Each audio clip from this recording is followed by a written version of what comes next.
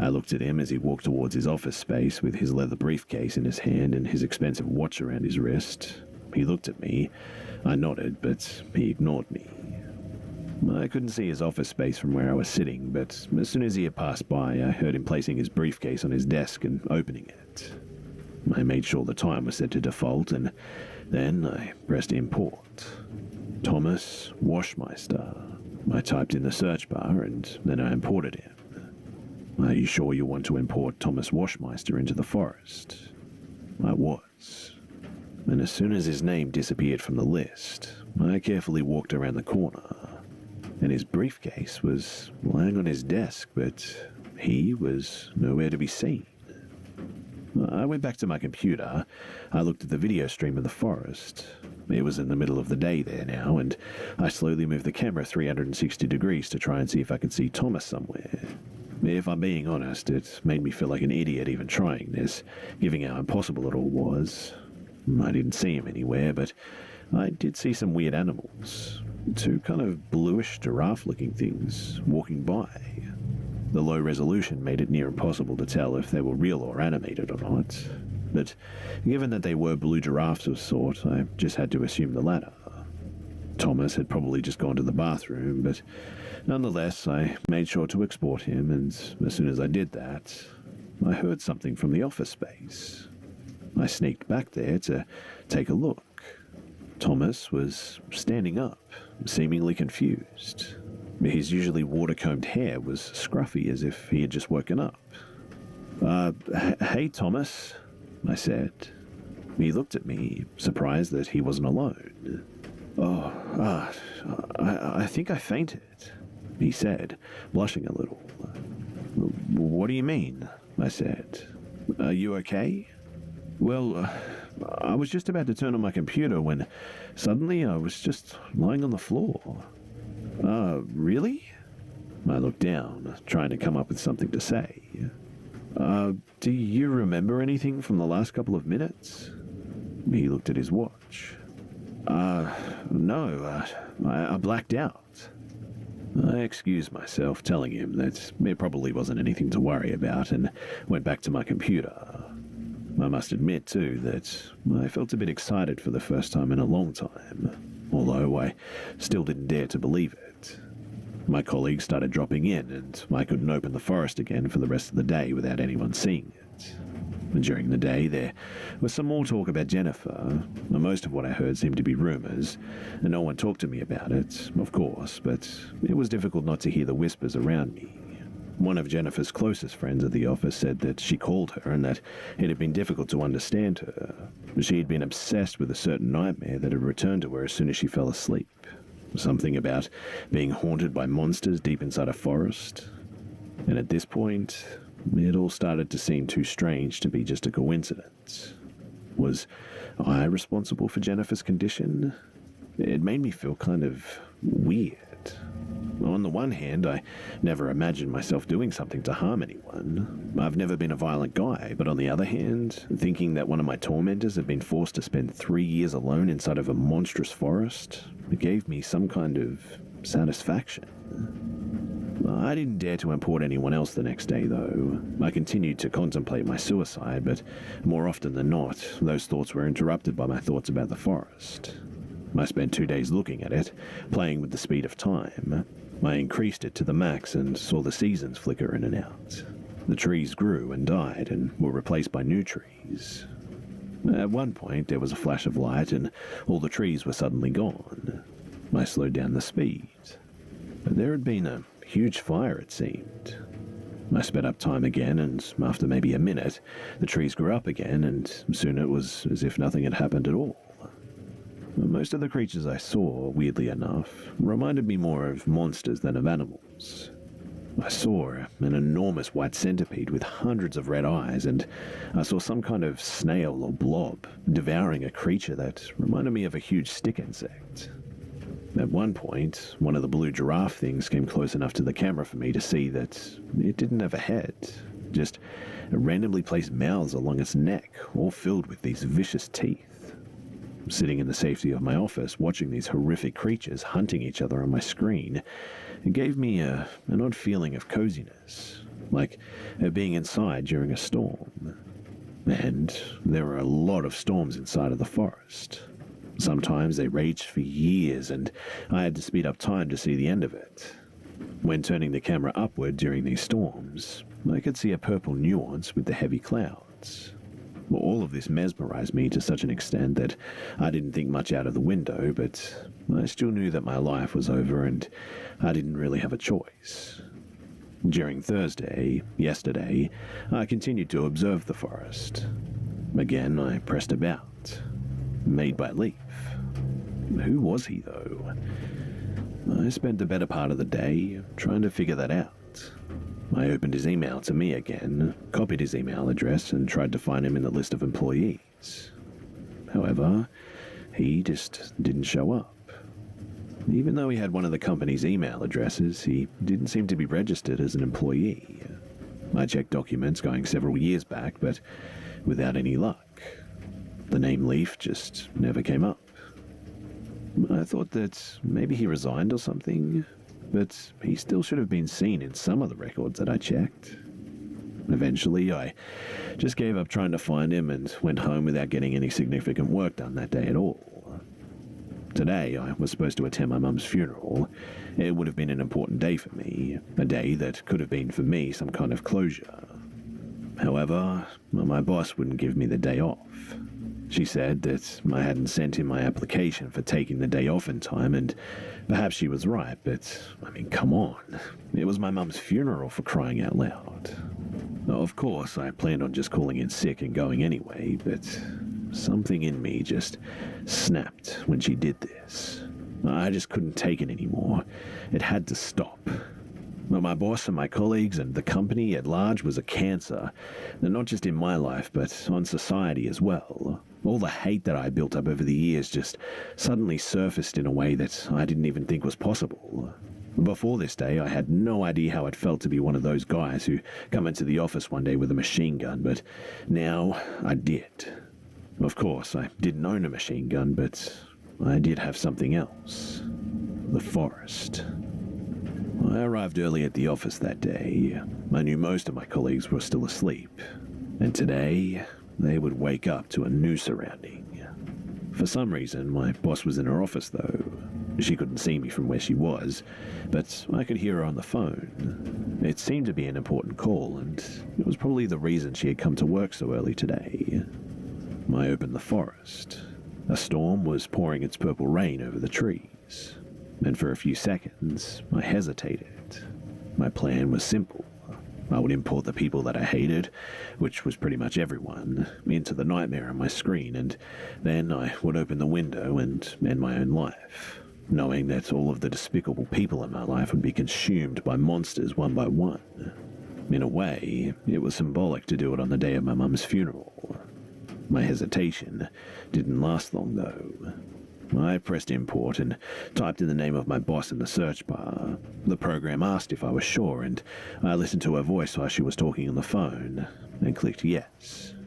Yes, I know about the recession, but we still have to... She suddenly went silent. It gave me goosebumps, and I walked to her office. The phone was lying on her desk, and I could hear a man on the other end of it. Hello? Where did you go? I hung up the phone and returned to my desk. I looked around the forest, but I didn't see my boss anywhere. After this, I started to import the rest of my colleagues, Jennifer included. It gave me the kind of enjoyment that I suppose anyone would feel finally getting back at their enemies. Since I was going to kill myself anyway, I didn't really consider the consequences of my actions. I just let my destructive impulses guide me completely. After I had imported the entire HR department, I just couldn't stop myself. Instead, I continued to import people at the company. Fuck you, fuck you, fuck you. I said to myself while I imported people I didn't even know. It was enough for me that they even worked at this company. My hate had consumed me at this point, and after a while, people started showing up on the screen. Jennifer was walking around in front of the camera. She stepped up to it and screamed something, but since there wasn't any sound, I couldn't tell what she was saying. And then something came down from the sky and grabbed her. She fell down a few meters before you want to import 167 subjects into the forest. Fucking yes. I felt empty inside after I clicked yes. Like nothing even mattered to me anymore. My last sliver of humanity had finally been lost. With a cold heart, watching my confused colleagues seeking safety from the storm in the forest, I increased the speed of time to a few days per second. It went too fast for me to see anyone, when suddenly a dialogue box popped up. James O. Nilsson is about to expire. Do you wish to export? I pressed no, and now I knew that I had killed. This happened a few more times until I just put the speed at maximum. Immediately, a new dialogue box appeared. 210 subjects are about to expire. Do you wish to export? Again, I pressed no. I went to the export list and saw that it was completely empty. I considered importing even more people, but decided my deed was done for now. There was only one thing left for me to do, and I looked at the window. My decision to jump didn't have that much to do with what I had done. It wasn't a coward's escape from the police or anything. I knew that no one would be able to figure out where all those people went anyway. I would never really get caught. My death was supposed to be the end of my suffering, and that was why I still planned on going through with it. And now was the time. Before I walked up to the window that I had fantasized about jumping out for so long, I dragged the speed back to normal in the program. It was a sunny day in the forest. To my surprise, I could see a stream of smoke coming from the ground a few hundred meters away. I couldn't tell what its source was, but after a few minutes, I realized that it was people sitting around a fire. Later, one of them walked up to the camera, and it was a man. He was wearing an animal skin and carrying a spear of some sort. A woman walked up next to him, and they looked almost prehistoric. They kneeled in front of the camera and placed what looked like a piece of meat on the ground in front of it. Was it an offering? My first thought was that these people had always lived in the forest, but then it dawned on me that they must have been the descendants of the people that I imported. Somehow they must have survived long enough to have children. I decided to prolong my death a bit so that I could watch these people, but they didn't do much more though. After they had placed the meat, they walked back to their camp and then they disappeared.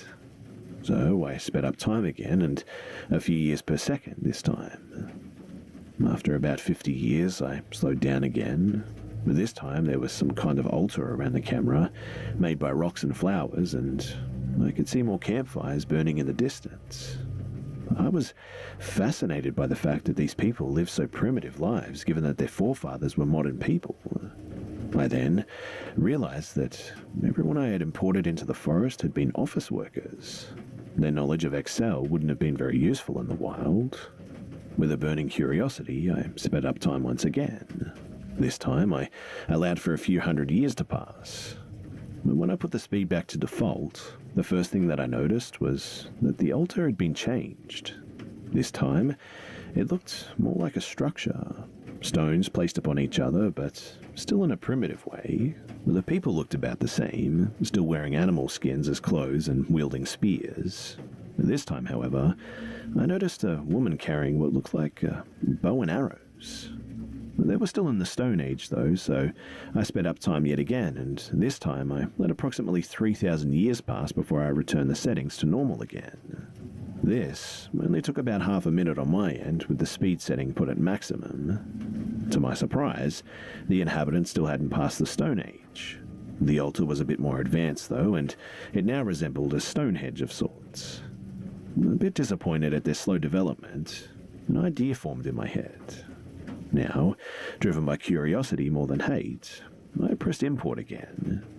I knew that I was about to change someone's life with my actions and do so without their consent, but it somehow didn't feel like a big deal anymore. I suppose I'd gotten used to it by now, and I looked up the smartest people I knew among the employees. There was only 3 of them. Depressing, I know. A medical doctor who had changed her career mid-life, an engineer who had worked on some of the company's more experimental projects, such as the development of more sustainable energy sources, and a cleaner who had worked as a dentist in her home country. I imported them and sped up time for a few minutes, letting half a century pass in the forest while I barely had time to scratch my head. And this time, things changed dramatically. The people didn't seem to live like nomads anymore, but in villages. At least there was a village built around the camera, so I assumed that there must have been more of them. Finally, it looked like the inhabitants had become farmers. They were using carts with wheels, and I even saw them riding one of the blue giraffes like a horse. The small guilt that I had felt when importing the 3 more knowledgeable individuals quickly disappeared when I saw what they had contributed to during their stay inside the forest. I spent about an hour watching the people in the village until I sped up time again. I took my time too, since I knew that my colleagues wouldn't come in for work that day. When I set the speed back to normal, the people were living in what could only be regarded as a town. It still looked like a village, but it was bigger and had objects made of metal in it, such as weapons and tools. Perhaps this was equivalent to the Bronze Age. About 20 people, dressed in white robes, were praying around the camera as well. They reminded me of maybe a mixture of Hindus and Muslims, but their religious devotion to the camera made me feel important in a way that I'd never felt before. After all, these people wouldn't have been born without me. And in a way, I truly was their god. And a part of me felt like it too. I sped up time, and once again I noticed that nothing much happened. Development was slow. At one time, the camera was actually trapped within a set of walls. I couldn't see anything, but since I was watching the forest at a speed of 1 year per second, the walls quickly disappeared. Why had they been there in the first place? Had there been some kind of change in their religion? Houses went up and down, storms came and went, and after a while, I witnessed the first war. I slowed down time, but the war went by just so fast that it ended before I could see any of it in real time. The town was burning, and people, women and children, lay dead on the ground while people with paint on their faces walked around with spears longer than the ones that I had seen before. Blue giraffes with empty saddles were feasting on the corpses with their long, terrifying necks. I decided to increase the speed of time to 100 years per second again. It wasn't possible to see any individual actions, but the town grew, and then it was seemingly destroyed for a fraction of a second, and then it reappeared, even bigger than before. This was repeated several times, and after about a minute on my end, 6,000 years in the forest, mind you, I slowed down the speed of time again. The town was an ancient city now, looking like what I had imagined Athens must have looked like back in the day. I noticed the flag of this civilization. It was black with a golden tower in the center. Perhaps it depicted the camera, I thought. After all, I had never seen the camera, and I didn't know what it looked like. As I let time speed up again, this city was destroyed and rebuilt a few times as well. Hey, where is everybody? It was the janitor, a guy that always joked about my weight. Oh, I said out of surprise. I have no idea. I tabbed down the forest. Hey, what was that? He said. Some kind of game? No. Come on, let me see it. I nervously brought the program up on the screen again. The forest. Huh. Yeah, it kind of just appeared on my computer, I said. I admit that I panicked, and I didn't know what else to say but the truth. So, what do you do then? Is it kind of like Age of Empires or something? Yeah, I said hesitantly. No, not really. I don't really know what it is, to be honest. I felt a drop of sweat running down my cheek. Well, you aren't supposed to play games at work, you know. That's probably why you're so fat. You need to stop playing all those computer games all day and hit the gym, man. He laughed. It isn't really a game, I said, ignoring his insult. Look, there are only two options, import and export. And hey, look, if I press import, I get this list of everyone that works here. I opened the list. Really? He said. That's weird. Yeah, everyone is on the list. Look. I typed in his name. Here's you. You're on the list. Well, what happens if you press import? I don't know. Let's try it. I selected his name and pressed import. The usual dialog box appeared. Are you sure you want to import Ignacio Gonzalez into the forest? Ignacio laughed. This is some really strange shit, man. I clicked yes. I never saw him disappear, even though he stood right next to me. I didn't see him vanish. He was just gone. It almost felt like he had never even been there at all. I quickly sped up time again, and then it read, Ignacio Gonzalez is about to expire. Do you wish to export? I absently clicked no and let time fly by in the forest at full speed. Given what I knew about the history on Earth, I assumed that the civilization inside the forest would soon mimic my own civilization. And a minute later, I saw that I was right. The city had gone from ancient to modern in only 60 seconds. I didn't see any skyscrapers or anything, though. The camera was inside what looks like a huge military facility or something now. People that looked like scientists walked around it, doing different kinds of measurements. For a few minutes, I watched them work. On one of the walls, there was a huge world map. It didn't depict any continents on Earth, but I could see borders and dots marking different cities. On some primitive level, I felt kind of offended that the people had stopped worshipping the camera. The scientists worked meticulously, but even though it fascinated me a great deal, they weren't that fun to watch. So I sped up time again, this time to a year per second. Everything started moving quickly in front of the camera, and suddenly, in a flash of light, the military facility was gone and revealed a city that was completely destroyed. I slowed down the time. I had no idea what had happened, but it looked like the city had been bombed. I could see skeletons of skyscrapers in the distance, and there was smoke rubble just everywhere. Then I saw a bright light in the distance, followed by a mushroom cloud climbing towards the sky. I must admit that, at this point, a sadness came over me. Over the time span of a few hours, I had accidentally created a civilization, seen it grow and then destroy itself. I couldn't see any signs of life, and I set the speed at maximum. It only took a second for everything to turn green. The forest was back, just as pristine as it had been from the beginning. And now I figured that it was time to end my own life. And not as a failed man anymore, but as a failed god. I left the forest running on my computer and walked towards the window. My steps felt heavy. As I opened the window, letting the summer air in, I realized that I had forgotten my phone on my desk. I didn't want anyone entering it after my death, so I went back to get it. And something had changed on the screen. Somehow, mankind had survived in the forest. It had taken them thousands of years to rebuild it, just as if they had to start from scratch again, but the city was back. When I slowed down time, letting a few more hundred years pass in the forest, I noticed that the city was much larger than before.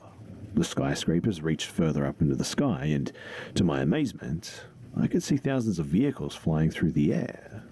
I used the camera to look around, and when I looked up towards the sky, I could see the lights on the surface of the orange moon. People were living there now. As I watched this world, now completely transformed from a horrific wilderness to what looked like a technological paradise far surpassing anything on Earth, I cried tears of happiness that I've never felt before in my entire life. I looked at the window in my office and at the boring primitive city stretching out on the horizon on the other side of it, and then at the city glittering on my computer screen. I thought about my beloved mother. She would have wanted me to live. This was before I started writing this, my last words on Earth. And I just clicked on import. It read, "Are you sure that you want to import Sam Wilkinson into the forest?" Before I press yes, I just want to say one more thing. If you ever get an email from a man named Leaf with a login to the forest, please say thank you from me.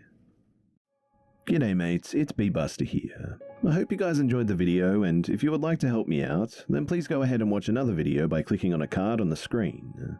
As always guys, thanks for all the love and support, and I'll see you mates in the next one.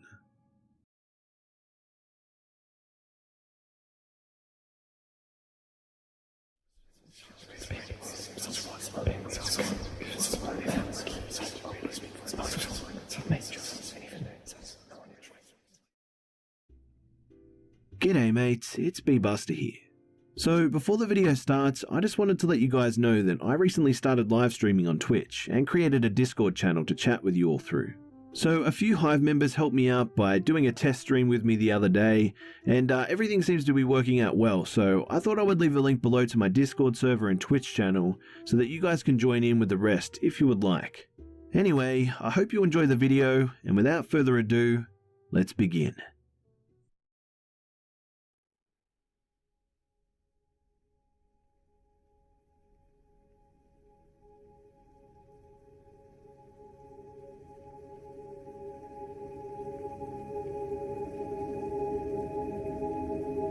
This happened when I was 4 or 5 years old. I was at a rather large toy store with my dad and sister, who was 2 years older than me, so that I could pick out a birthday present for a friend of mine. My dad and I were looking at the Lego they had available, while my sister was shuffling around, bored out of her mind. At some point, she wandered away. I was looking at the box of a castle set, wishing that it was my birthday coming up, when my sister returned and tugged on my dad's arm. "What is it, sweetheart?" he asked, without looking away from the box he was holding. I think he also wished that it was his birthday coming up. "There's a man." "Oh, never mind, he's gone now." My dad looked at her, putting the box back on the shelf. "What man?" he asked. "There was a man who asked if I wanted to come see his puppy, and I said that I have to ask you first, but I don't know where he went." My dad took the box out of my hands and put it back on the shelf, then took my hand in his and put his other hand around my sister's shoulders. "Well, let's go find him," my dad exclaimed and began leading us towards the checkouts and exit. Now, like I said, this toy store was really large. We were walking very fast now. When we got near the checkouts, my sister pointed at a man who was just about to leave the store and said, "That's him." I could see how she recognized him from behind, as he had very long hair. It went halfway down his back. I remember him having a black winter coat on, which was strange because it was a pretty warm day. We walked even faster until we were at the nearest checkout, and my dad said to us, "Stay here with this nice lady for a sec," referring to the cashier. He then ran up behind the man, who was almost out of the door, and threw his hand on his shoulder so hard I could hear it. My dad spun him around to face him, then began yelling, "Where's the puppy, huh? Where's the puppy you wanted to show my daughter?" People around started looking over at the commotion, and my dad continued, "You wanted to take my daughter to see your puppy. Where is it? I want to see the puppy too." The man was stammering and stuttering and trying to get away, but my dad had a firm grasp on the guy's shoulder. Turning his head to where we were standing, my dad yelled to my sister, "Is this the guy who asked you to come see his puppy?" My sister silently nodded her head, then looked at her shoes. I think that she thought that she was in trouble. I didn't blame her. Our dad was yelling pretty loudly. "Is the puppy in your car? Where's your car? Is that it over there?" He pointed out the glass door into the parking lot. "Or is that your car? Is that where the puppy you wanted to show my 6-year-old daughter is?" I remember thinking that if he just let go of the guy, he could have led us to the puppy. Before I knew it, 3 men in yellow jackets had come. There was a word on their jackets which I couldn't read, though I knew all of the letters. SECURITY. My dad let go of the man, and the yellow fellows held him instead. My sister was crying by this point. My dad walked back to us, once again taking my hand in one of his own and putting the other around my sister's shoulders. He asked the cashier if she had a phone he could use, and she took us to the office.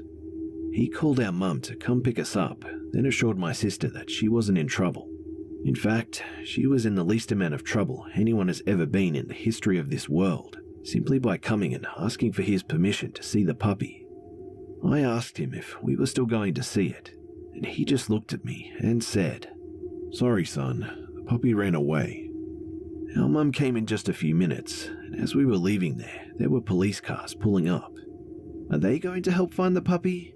My sister asked my mum, but she said, "No, sweetie, they're here for something else." Many years later, I remembered this incident and asked my dad about it. And apparently when the cops searched his car, they found rope, duct tape, a knife, pliers, and a hacksaw. And at the guy's apartment, they found a whole shitload of child porn. My dad and sister testified at his trial, and the guy got 20 years, which means, barring other circumstances, he's out now.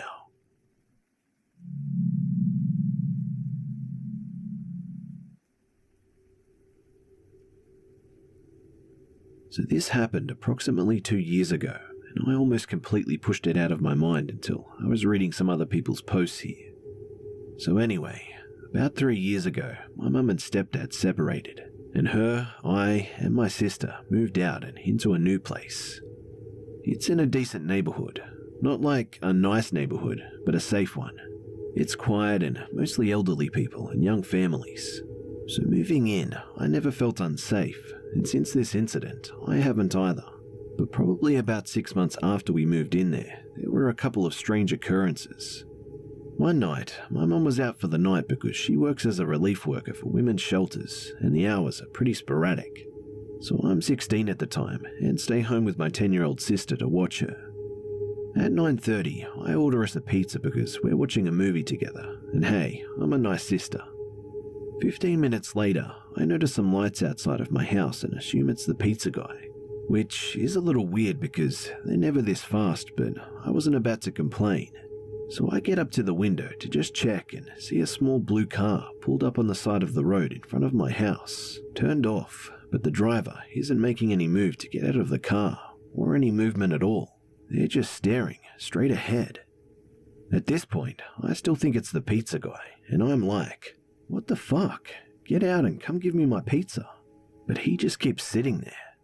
Eventually, I realize this guy is not here to give me my pizza, so I sit back down and just figure that he's waiting for my neighbors to get home. Another 20 minutes passes and the pizza actually arrives, at which point I start getting uncomfortable because I notice the car is still parked outside my house and the guy has seemingly not moved. Let me explain that it's not like this person was sitting still casually in their car, or playing on their phone or listening to music like a normal person would while they wait for someone. This person was sitting straight upright with their arms rigid out in front of them on the steering wheel. Additionally, the pizza guy asked me if I knew the guy in the car before saying that he had pressed his face up against the window and stared at him as he walked by and approached my front door. So I take my pizza and eat it. Eventually, my sister passes out and I turn everything off and go upstairs. Every hour or so, I go back to check if the car and the man inside are still parked outside my house.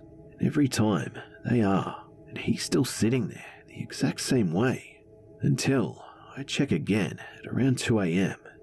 Now he's moved from the driver's side to the passenger seat and has his chin resting on his hand, looking at the window which is facing towards my house. I start getting really weirded out at this point, but still don't do anything, convincing myself that I'm overreacting. So I go upstairs and wait another hour and a half before checking again. It's like 3:30 at this point, and I think maybe the guy is waiting for me to fall asleep so he can break in and rob us or something. So this time, instead of leaving the lights off when I pull the curtain to check if he is still there, I turn them on so that he would know I was still up. I also held my phone up to my ear, hoping that he'd think I was calling the cops and leave.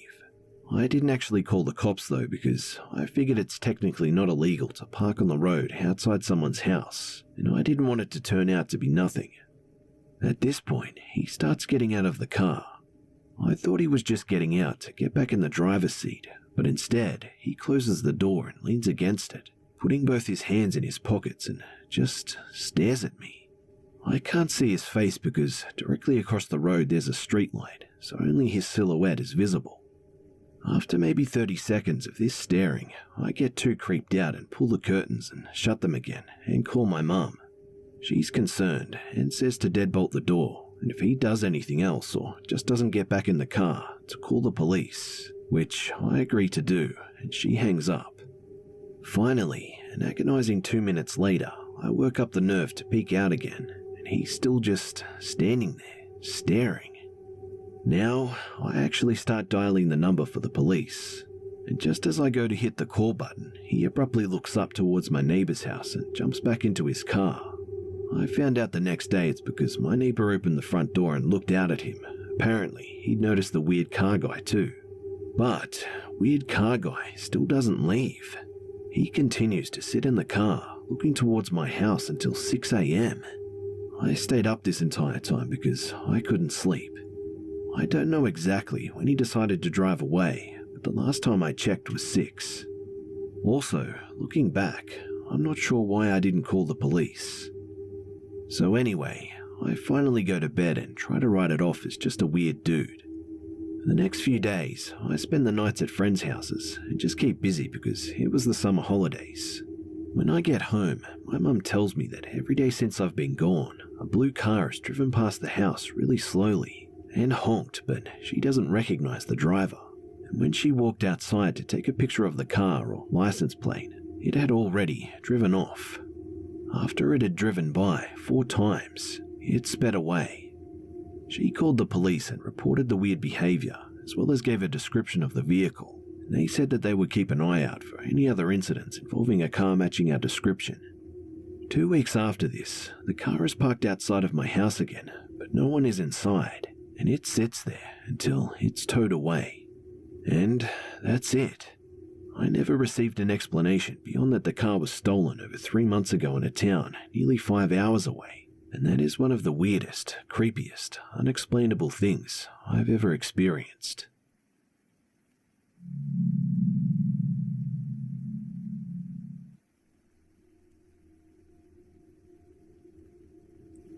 This is a weird one. When I was in the 9th grade, there was an older boy in my science class. He barely showed up and my teacher couldn't stand him. He always wore the same beat-up jacket and brought the smell of cigarette smoke with him every time. One morning, on my way into school, he swooped in from the crowd and handed me a hot chocolate. I thanked him and kept it moving. I had been on my way into the nurse's office. Once I was alone with the nurse, she pretty much said that she saw our little exchange and that I should stay away from him. This woman had been my school nurse from kindergarten, so I took what she said to heart. After seeing him a few more times in class, he never came back to the school. Fast forward to college. I moved across the state to a school near where my mother lived. After a year or so, I started getting messages on Facebook from the kid. I was surprised he looked me up after 4 or 5 years, so I just ignored him. Then I get text messages from a random number. I knew it was him because the texts were almost as insane as the Facebook messages. He made absolutely no sense. I told him to please just leave me alone. He responded by sending me pictures he had drawn. One night, I was in a lab class and getting phone calls. I checked my voicemail, and the kid had left me a few senseless voicemails. I was more annoyed than anything, so I just ignored it. Over the next few weeks, he called a few times a day to leave voicemails. It got to the point where he filled my mailbox to capacity every single day. One day I got a text asking for my address. I sent a brief message stating that I had no clue how he even got my phone number in the first place, but he was crossing a line. I then blocked the number. Sometime after that, I got a call every evening from a number that I didn't recognize. This didn't really grab my attention for whatever reason. One day, however, I get a voicemail from the number. Basically, it went like this. Hi, my name is Cindy from... I'm calling in regards to... his doctor would like to get in touch with you. Thanks. Now, my mother sort of knew that a guy had been bothering me, but she used to work at the hospital that called. And when she called the hospital for me, she was disturbed to find out that this kid had been admitted to their mental health unit shortly after I had blocked his number. He had told his doctors, nurses, etc. that he and I were engaged. He talked about me constantly. He apparently gave consent for me to hear about him from his doctors. So my mother tells them that he's making it all up. He isn't to be trying to call me every evening anymore. The lady apparently sounded disappointed and said that the doctors would try and explain it to the kids so that he would leave me be. Well, that night, I get a ton of voicemails. Apparently, in the middle of the night, he broke out of the hospital and stole a car. He called me during this little escape to tell me that he was going to come and get me.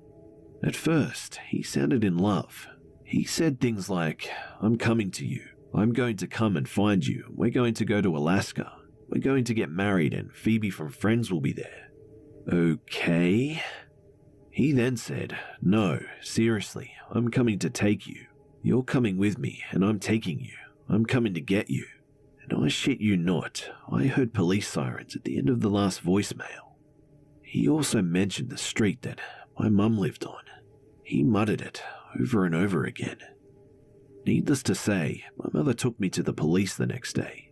They said that, while there wasn't enough to press charges, they could take a report, and if he bothered me again, then maybe something could be done. When my mother called the hospital the next day to ask what the hell happened, they said that they couldn't disclose anything and hurried off the phone. Weeks later, I got one of those automated call requests from a correctional facility so he could speak with me. Obviously, I declined it, and I never heard from him again. If anyone doubts the validity of this story, I still have some of the messages. One of interest is an extremely long and detailed message of the house he wanted to build for us. I also could provide the news article from when he broke out and stole the car. Additionally, I believe I have at least one of the voicemails saved somewhere. Edit. Here is the final voicemail. I think this was made from a police station, and he's eerily calm compared to the calls I received from his cell during the escape. I've silenced parts where my name is mentioned. Yeah, you remember talking about Lion King, Simba's Pride? We had this whole conversation about, like on Facebook about Lion King. Well, it's awesome. So I busted out of the hospital trying to get to you. Holding out on my mustache for you. It's your mustache. I'm you. I'm yours. You're mine. If you want to be. I'm trying to get to you and somebody pulled over and stopped me. So I'm here at CCJ, the hospital, at the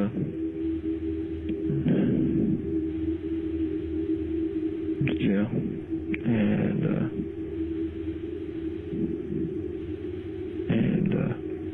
it's not good. So, it's always good because I'm going to be thinking about you the entire time. I love you very much, and I'm not going to stop talking until they pull me away. All right. So, we're getting married, and Phoebe can watch from a distance now. I'm checking Phoebe's your favorite. She can stand right over. She can be here. Abby can be there too if you want. And we'll play Monopoly, and I'll get the Monopoly game. I'll fight for it. I'll go in there with swords.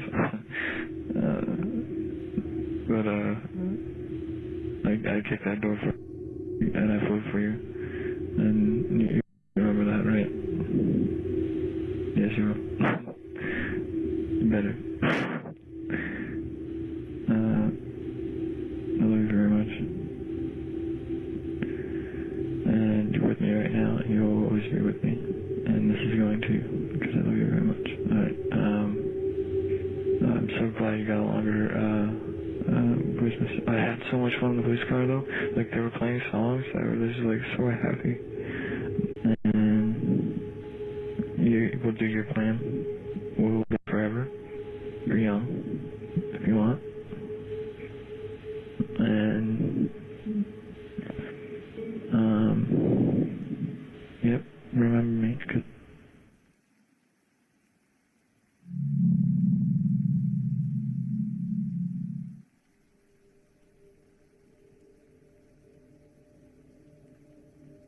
my boyfriend and we love to camp.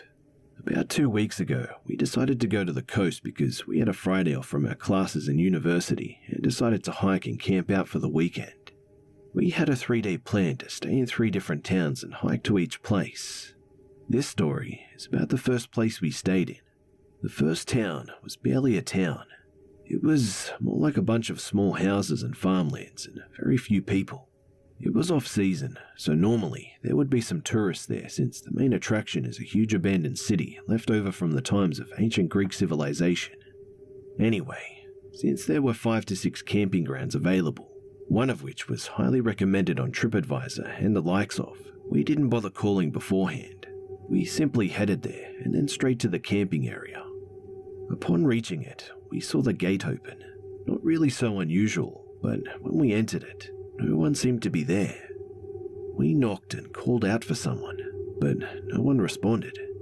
Except the outdoor bar was all open with expensive bottles of alcohol lined up and food left on the kitchen table as we saw from the window, so they couldn't have gone far.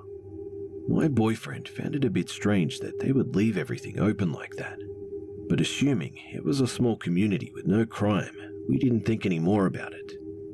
We went to some other camping grounds to ask if they were open.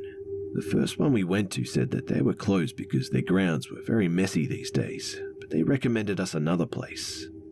We asked them about the first ground that we had went to, and strangely, the man said don't go there. When we asked why, he said, just don't. I don't really recommend you going there. The other place he told us about was also closed, and luckily, in the meantime, I found a signboard for the first place, and it had their number on it. We called them, and a man picked up and told us that he and his wife, who ran the place, are out for a couple of hours but will be back by the evening. He said he would set up our camp and that we would meet later. The place was a bit secluded, but it was quite picturesque, and we set up our camp and left. We went the whole day exploring and hiking around, and after a tiring day, around 10 p.m, after dinner, started heading back. This is where things got extra creepy. When we got back, we found the place was still empty. No one had returned and it was quite late. My boyfriend called up the owners again, and they said that they decided not to return tonight, but that we could leave the money under the table mat by the bar. They said the kitchen and the bathrooms are open if we need to use them. The place was dark, and the yard we had set the camp up was huge and without lighting. My boyfriend immediately started to feel a bit uneasy. He was concerned why 2 business owners would leave their property completely open to 2 total strangers with a bar full of unopened bottles and a half-open house. As we walked towards our camp, he kept subtly expressing his uneasiness and kept looking around.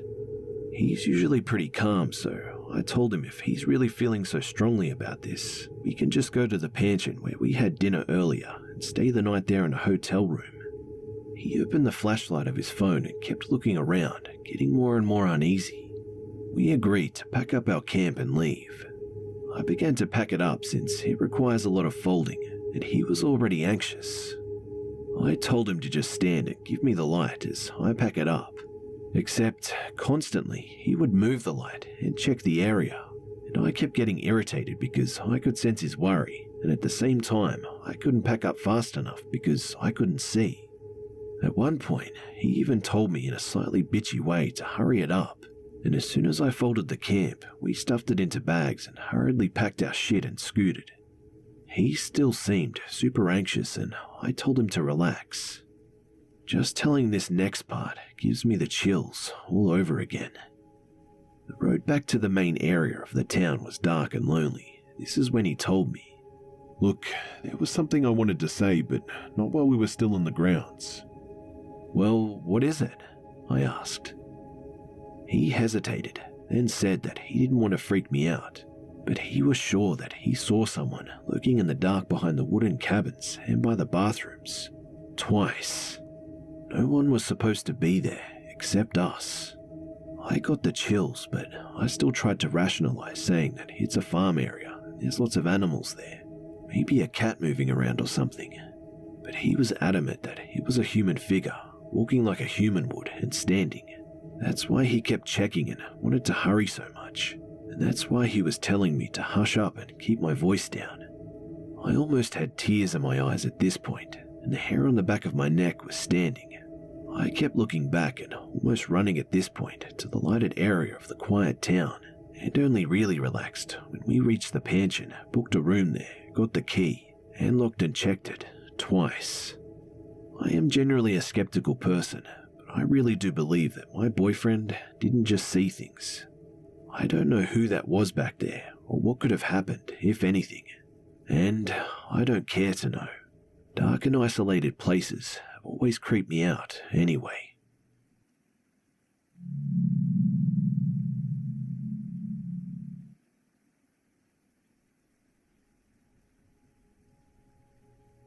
I've always been creeped out by this experience and figure that maybe someone here might have some insight into it.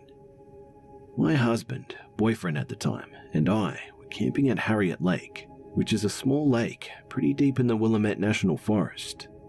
We were on a road trip from San Francisco to Vancouver, BC at the time, and decided to spend one of the days exploring Portland for the first time, since our campsite was only about 90 minutes outside of the town. On the way back to the campsite, we approached the last stoplight in the last town before the highway narrowed to one lane in each direction. At the red light, we were pulled up next to a couple on a motorcycle. They looked to be in their 50s. The man in front was short and pudgy, while the woman was tall and lanky. I joked to my husband that they looked like Boris and Natasha from the Rocky and Bullwinkle show. When the light turned green, they looked over at us, took off, cut in front of us, and disappeared quickly down the curvy road ahead. I remember us thinking we had somehow pissed them off because they were driving really aggressively. Soon after, we found ourselves deep in the forest. The winding road was flanked by cliffs on the left and the sparkling rushing Clackamas River on the right. Several small, old green metal bridges passed over the winding river. Cell signals quickly disappeared, the sun was setting, and there were very few other people around, except for a few fishermen trying to get one last catch before the sun went down for the night. As we approached the last bridge before the turnoff that led to the campground, we noticed that Boris and Natasha were parked sideways in the middle of the bridge. As we got closer to them, we realized that they were staring at us, as if they were waiting for us. I noticed that Natasha was holding something in her hand. Whatever it was producing a fair amount of smoke. I thought maybe we had come across them smoking a cigar or a blunt or something. As we slowed down and prepared to pass them on the bridge, I got a closer look at whatever was in her hand and realized that there was way too much smoke coming from it. Right as we were passing them, she tossed the smoking object under our car, and they scooted off the bridge, then turned around and looked at us like they were waiting for something. My husband had the quick thinking to swerve and accelerate out of there, and not a moment too soon, as the object exploded forcefully right after our car cleared it. Boris and Natasha, having failed to accomplish whatever their goal was, disable our car and rob us, kidnap us, or kill us or something, sped off down a side road. While my husband was furious, I was totally freaked out. I was convinced that they were following us, or had been following us earlier in the day. I was 100% certain that they would return to our campsite in the night, where we were defenseless in our tent, and finish the job and get rid of the witnesses. But fortunately, we never saw them again.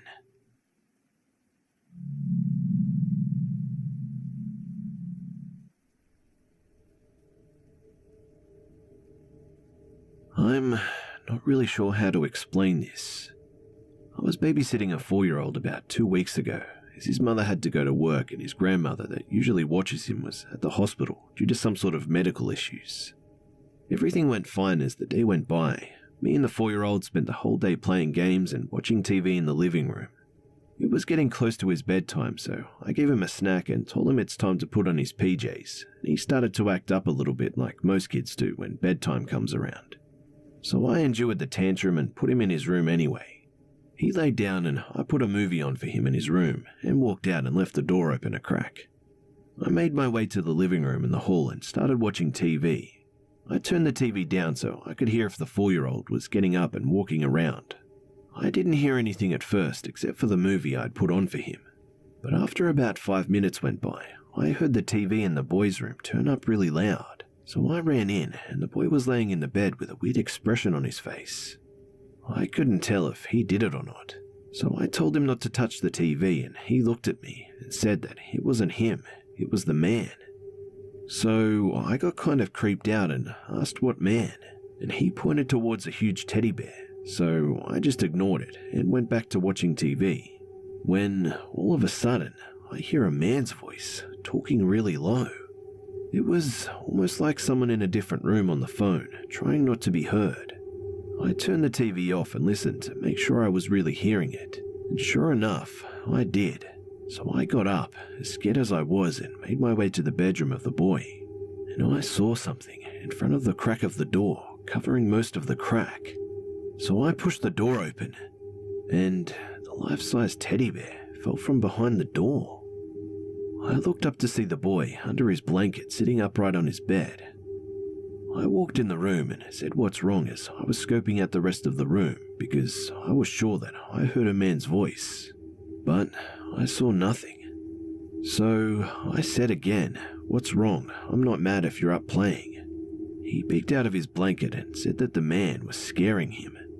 This time, I was really, really nervous. So I asked, "What is this man doing?"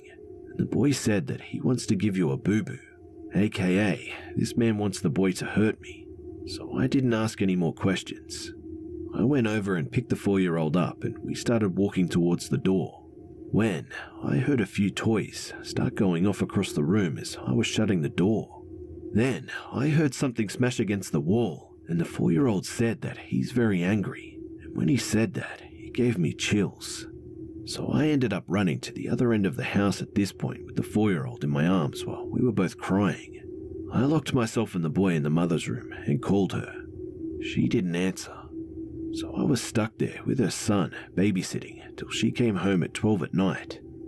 I waited in the mother's bedroom and put her son to bed in the mother's bed.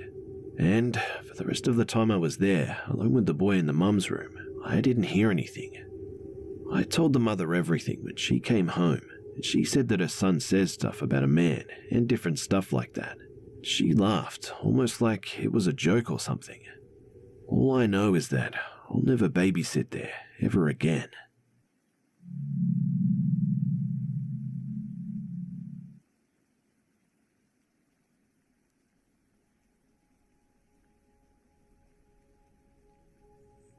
At the time, I was 10 years old and lived in a small coastal town in Newfoundland that was littered with large forests.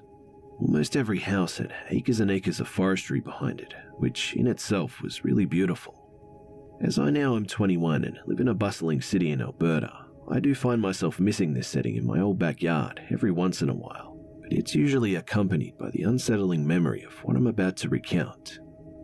By the time I was in grade 4, I was already trusted to be home by myself as my mother went out to visit my grandmother and aunt, who literally lived a few minutes down the road from us. I was happy to have such a privilege. I was an only child, and my father worked in another province months at a time, so I was very lucky to have this opportunity.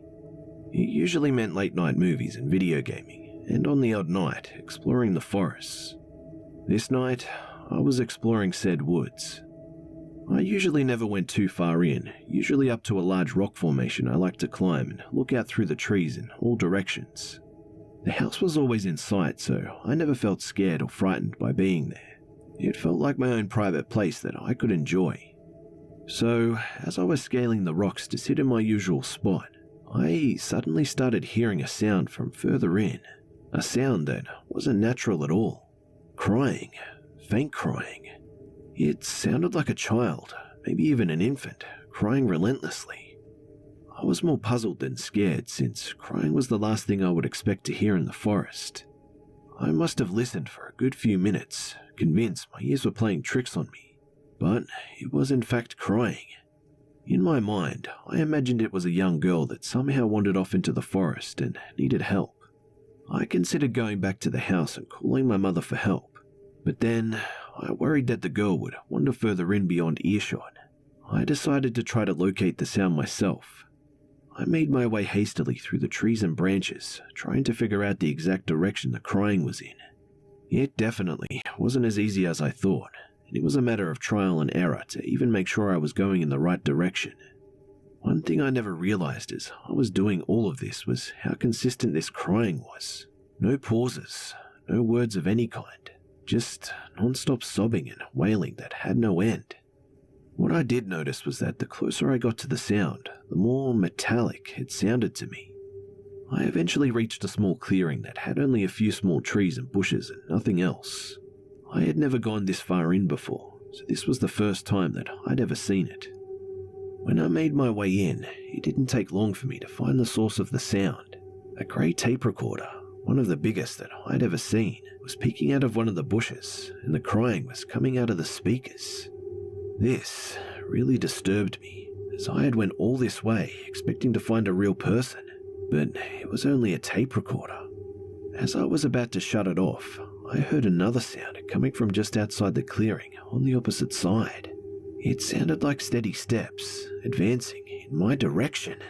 It only took seeing a tall shadowy figure coming my way to send me running. Fortunately, by some miracle, I recognized my way back by identifying rocks and trees that I identified as landmarks. Looking back, this probably saved my life. I never looked back, and I didn't try listening to see if that person was following me. I just kept telling myself to make it home, and nothing else. Once I saw the large rock formation, it didn't take me long to know the rest of the way without needing to survey my surroundings. I was out of the forest in record time and immediately ran into my house, locking the door and shutting all of the lights off as I went into my bedroom. I didn't want this person to know where I lived, or I would really be done for. After shutting the curtains of my window, I peeked out through them as discreetly as I could to see if whoever had been out there had actually managed to keep up with me. I didn't see anyone, but I stayed by that window for a good hour, waiting for something to emerge out of the forest shadows.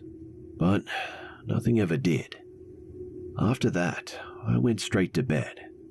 I never did tell my mother about what happened that night, and I also never was able to go back into that forest again.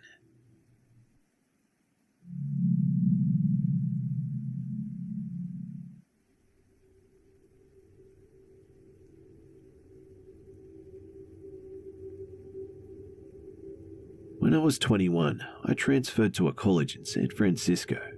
I checked out a room for rent on Craigslist. It was in a really nice 2-bedroom apartment. It was cheap rent and close to campus, so it was the ideal spot. The girl who lived there was 29, and her name was Beth. She was tall and wide, and she had jet black hair and wore pale makeup. She seemed nice, although a little quiet, but she seemed to like me and agreed to let me move in. My first night there, we went out for pizza. That's when I could tell that something was a little bit off with her. Throughout the dinner, she kept telling me how much I looked like Shia LaBeouf. I didn't know what to say, so I just shrugged it off with a thanks. I mean, I looked nothing like Shia LaBeouf, so it just didn't make any sense to me. When we got back home, she asked if I'd seen her room yet. I said no, and so she took me in to see it. Her walls were covered in posters of Shia LaBeouf. She even had printed out photos of him all over her mirror. She owned all of his movies. Honestly, I didn't know what to make of it. It was creepy. The whole night she'd been saying that I look like him, and now it's obvious to me that she's obsessed with the guy. A few weeks passed and I never really saw her that much. We didn't spend any time together really. She would come home from work and practically run to her room. She would spend the whole night in there. She had this creepy high-pitched giggle, and I would hear her giggling through the walls all night. I wondered what the hell she could possibly be doing in there. Occasionally she would come out and talk for like 2 minutes, and she would always be slurring her words. So I suspected that she was drinking a lot. Sometimes she wouldn't say anything and she would just stand in the hallway and watch me in the living room. I would turn and see her and be surprised and say, hello, Beth. Then there would be this long, awkward pause, and she would give out her creepy, high-pitched giggle. It was really uncomfortable being around her. She gave me the chills. One night, I woke up around 2 a.m. because I heard what sounded like the front door being unlocked. I came out of my bedroom and all the lights were off, but I could still see Beth standing at the front door. She had her face against it, and she was turning the lock back and forth, over and over again, and every time she turned the bolt, she mumbled my name. Seeing her standing in the dark and mumbling my name really freaked me out, and it doesn't help that she kinda looks like a bigger version of the girl from The Ring. I just quietly went back to my room and tried to sleep. One night, I was watching Gladiator and she stumbled out of her room and turned on the living room light, forcing me to pause the movie, which was annoying. She then asked me if I wanted to hear about her ex-boyfriend. It was an uneasy segue into the topic, but I said sure and then awkwardly sat back to listen to her. 10 minutes into her story, she was so riled up. She was screaming at the top of her lungs about their breakup. I was worried that the neighbors were going to call the cops, and she wasn't listening to me when I was asking her to lower the volume. Amidst of all of her screaming, one thing she said really freaked me out. She was in such a fit and yelled, "I'll slit his fucking throat!" That was a big game changer. Suddenly, I had no idea what this girl was capable of. She was practically a stranger, and everything I had seen was becoming alarmingly disturbing. After a few more minutes, she told me thanks for listening and started doing her giggle. I got out of there pretty fast and went to my room to go to sleep. I had a pretty unsettled feeling about being in the house with her, and what's worse is that there was no lock on my bedroom door. I pushed the edge of my dresser in front of it to act as a little barricade. I woke up in the middle of the night to the sound of my dresser scraping against the floor. Beth was pushing the door open. I turned on my light, shouting at her to stop. I could see her through the opening of the door. She was so drunk and had this insane look in her eyes.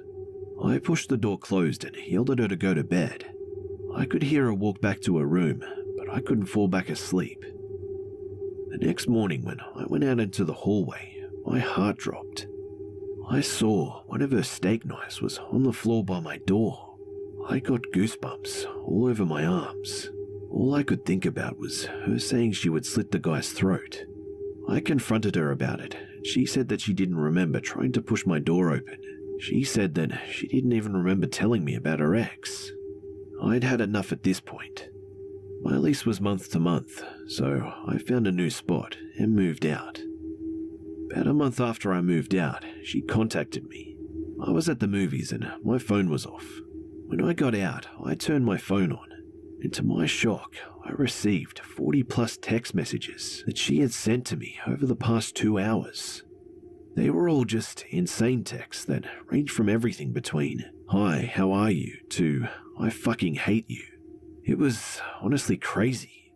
I didn't respond and I never heard from her again. I always wonder if I hadn't set my dresser in front of my door, would she have quietly come into my room and slit my throat? It freaks me out.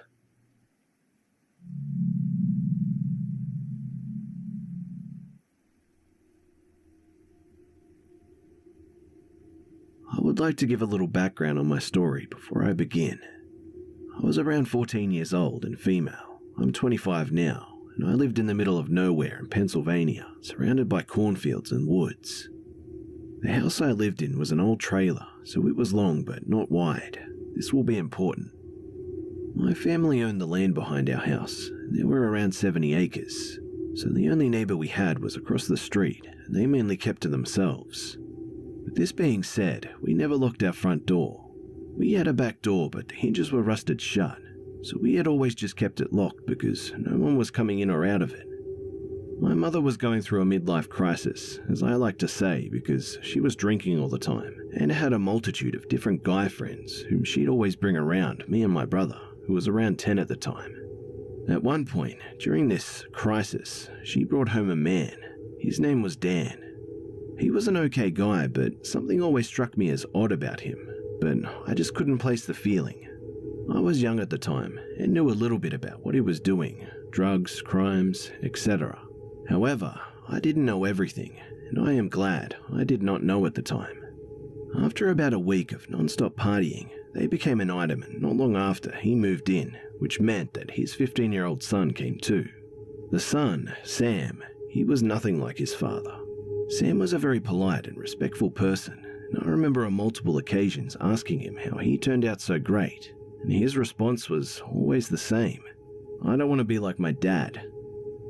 After about 6 months, I had forgotten the odd feeling, or pushed it aside, and we had turned into a dysfunctional family. We had our ups and downs, but knowing that someone was there who was around my age made things seem a little less horrible. Many nights while my mother and Dan were going out and doing who knows what with who knows who, the three of us were left home alone, which, as kids, we thought was the best thing in the world. Sam and I would send my brother to bed around 9 p.m. and we would stay up listening to music and playing guitar until we saw headlights, and then we would run to our rooms and pretend like we had been asleep all night. One night, around midnight, we were sitting in the living room and Sam decided to put on his headphones, which were connected to a speaker system so he could play his guitar without waking my brother. I don't know anything about speaker systems, so I apologize if this is not right. I only know what he told me and what I heard. He was playing and recording a song when, all of a sudden, he stopped and looked over at me, a little confused. I smiled and asked him why he'd stopped, and he put his finger to his mouth to silently shush me. I started to get a little worried and took a quick look around the house and saw nothing. He took his headphones off slowly, putting them down, and he walked to the front door. We have always had a blanket covering on our front door, and I always thought it was for keeping the light out, and he lifted the blanket just enough to see the doorknob. He instantly clicked the deadbolt to the lock position and pointed for me to move to the floor. I was freaking out at this point, and I did as he wanted and laid down flat on the floor. He slowly crept over to me so as not to make a sound. All the while, his eyes were fixed on the front door. When he made his way over to me, he very slowly laid himself down next to me and held my hand. I had my head buried into the corner of my arm and was silently sobbing, and every time I looked up, he would shake his head no, and I would begin crying all over again. We laid there like this until 3 a.m. when we saw headlights coming up from the kitchen window, and I felt his grip on my hand ease up. I looked up inside and asked softly if we're okay now. He looked at me and said yes. I felt like I could breathe again, but there was still this knot in the bottom of my stomach because I still had no idea why we had just laid on the floor for 3 hours in silence. Sam got up to unbolt the front door, but he stopped when he got to the speakers, and I watched as he turned off the record button. He walked me to my room and told me that he would explain it in the morning because he didn't want to get caught out of bed. I laid in my room and listened to my mother and Dan laughing in the kitchen and slurring their words. They had fought for a bit, and then, I assumed, decided to go to bed. And then there was silence. It hit me like a ton of bricks, and I started to sob. And at some point, I had shed my last tear, and I fell into a nightmare. Around 6 a.m., I had jolted up from my bed, and I was completely drenched in a sweat. I had no memory of my dream, but I knew that it was nothing compared to what I was about to face when I saw Sam. As soon as my feet hit the floor, I bolted for the door. I had to know why we had spent 3 hours in utter fear that night. As soon as I had swung the door open, I saw Sam standing by my door. His eyes were bloodshot, and he looked as if he'd aged 5 years. Are you okay?" were the first words that spilled out of my mouth as he shook his head back and forth. I instantly remembered why he looked the way he did. "I need to know why." He cut me off and spoke in a very heavy voice. "Come with me." He grabbed my hand and pulled me down the hallway towards the living room and sat me in front of the speakers. He gestured for me to put the headphones on, and I took a deep breath and did. He pushed some buttons, and all of a sudden, I could hear the guitar playing in my ears. I was blankly staring in front of me, trying to figure out what I was supposed to hear. Sam turned another knob, and the playing got louder, and in the middle of a chord ending, I could hear a rattling sound.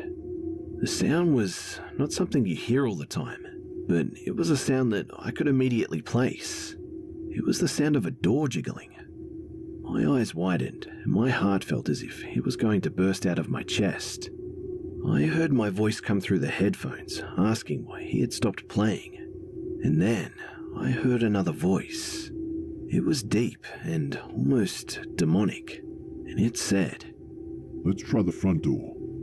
I heard footsteps fade away, and then a click, which I knew was Sam deadbolting the front door. There were sounds of us moving around, and then silence. Then I heard the footsteps again. I could hear them climbing the stairs and then moving the doorknob ever so slightly, and I could hear crying in the background, which is why I think I didn't hear the doorknob moving. After about 10 seconds, I heard the same dark voice. Fuck it, we'll have to come back when they're home. I felt tears running down my face as I heard his words. I ripped the headphones off and told Sam that we had to tell my mum and his dad. He agreed and we ran to their bedroom and opened the door. I was scared to wake them up, so Sam said that he would, and he walked over and told his dad that he needed to talk to him. When they finally got out of the bed, we took them out and let them listen to the recording. I watched as they both got a look of pure terror across their faces, and then his dad reached up and hit some buttons and told us both not to let anyone know. I found out later that day from Sam that his dad had erased the recording. We sat down and had a family meeting that day and discussed a code word and where we would go if someone ever broke into the house. I remember begging them to call the cops, but every time I mentioned it, they would yell at me and tell me not to say a word to anyone. So, we kept our mouths shut. I still to this day do not know why we were not allowed to call the cops. The only thing I could figure was that his dad was big into drugs and did not want the cops snooping around. Every time I asked my mother about the whole situation, she shuts me down and tells me that the past should stay in the past. So 2 months had passed by, and after the events from the previous months, Sam, my brother, and myself were not left as home as much during the first month. The following month, however, my mother and Dan had begun to go out more and more, leaving us to fend for ourselves. The three of us sort of stuck together whenever we were home alone. We would constantly double-check the locks to make sure that we were locked in tight. When it was time for my brother to go to bed, Sam and I would sit in the hallway outside of his bedroom door with our pocket knives clenched in our fists, just listening. Every small noise would make my heart skip a beat, and with every sound, I truly believed that we were going to die.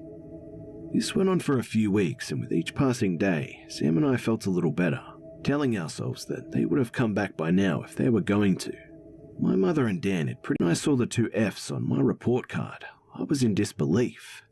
I held on to it, along with Sam's and my brother's for the rest of the week, for fear of getting in trouble.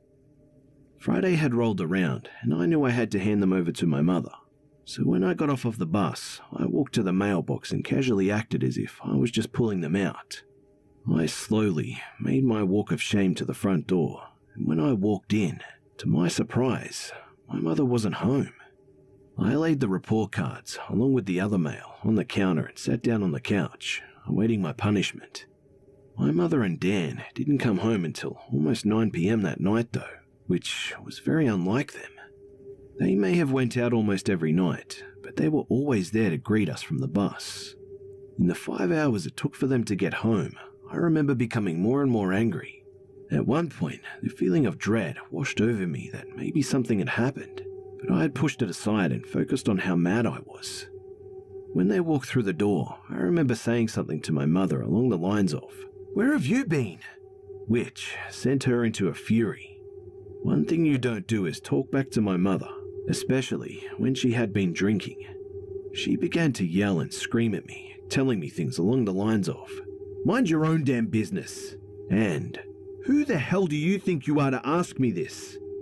The anger I had accumulated in the past 5 hours finally let loose, and this was the first time and last time I stood my ground and let her have it. We were in a screaming match for probably about 5 minutes when I'd had enough. I stormed out of the house and slammed the door. It was a beautiful night. There were some stars in the sky and big storm clouds passing overhead. I remember at some point that night I heard thunder, but I was too caught up in the anger to give it even a second thought. When I walked down my steps, I remember hearing the sound of twigs snapping, and I turned my head, thinking that it was a deer or some other wildlife. It was not uncommon to find a group of deer standing in our yard.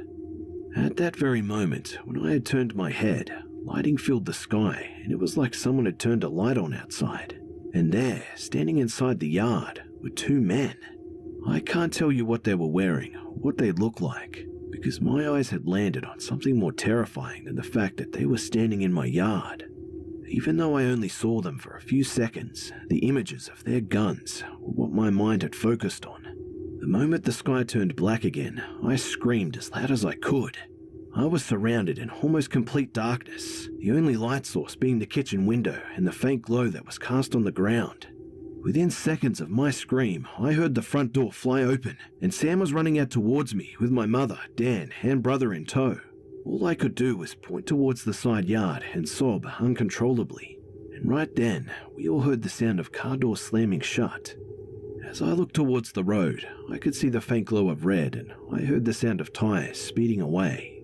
Sam pulled me into him, and I lost it. I couldn't stop crying because I knew that we had almost died. Once back in the safety of our house, I told my family what had happened, and without saying a word, Dan grabbed his gun from inside the drawer and walked out the door.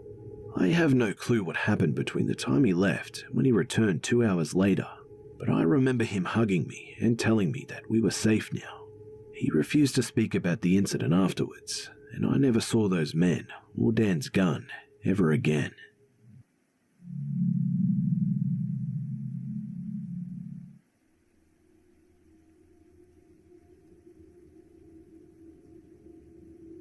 This story happened when I was around 10 years of age and involves 4 of my childhood friends.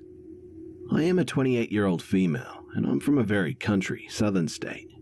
This was the most awful thing I've been through in my life. This story takes place back in the mountains.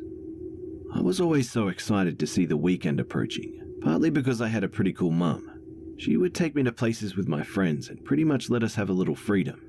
I also got to spend weekends with my friends. So, my friend Belinda asked if she could come spend the weekend with me. I asked my mum and she said yes. I waited until her mum dropped her off at the bottom of my hill and walked down to meet her. We walked excitedly back to my house. My mum then said that her best friend Chris, who is female, called and asked if we wanted to come up to their mountain home for a visit. So my mum asked if Belinda and I wanted to go, and we replied with a yes.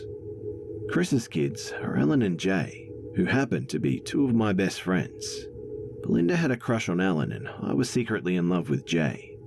We left our house within 10 minutes and ascended to their home. As I said, they lived on top of a huge mountain, and where they lived, there was really dense forest for miles.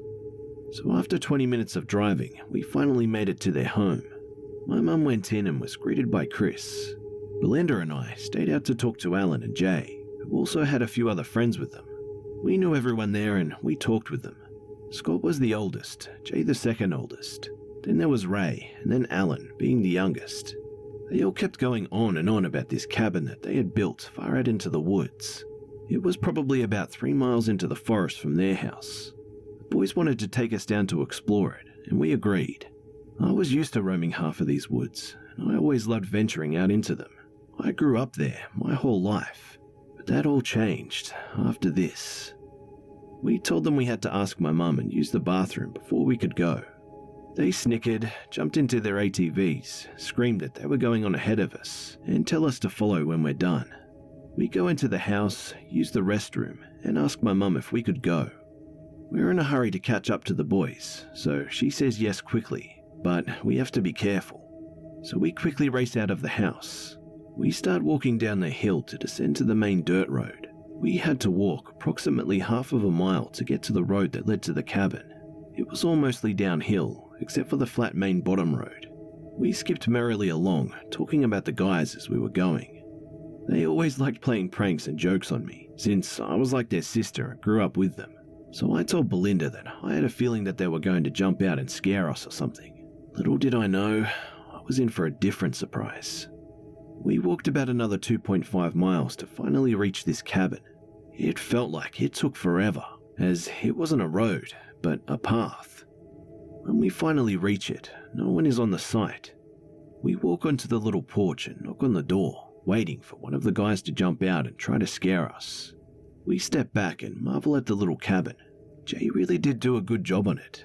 He was always into building, creating, and growing things. We finally check the door and step into a little room. The cabin only had 2 rooms. It wasn't very big at all, and no one appears to be inside or in the general area.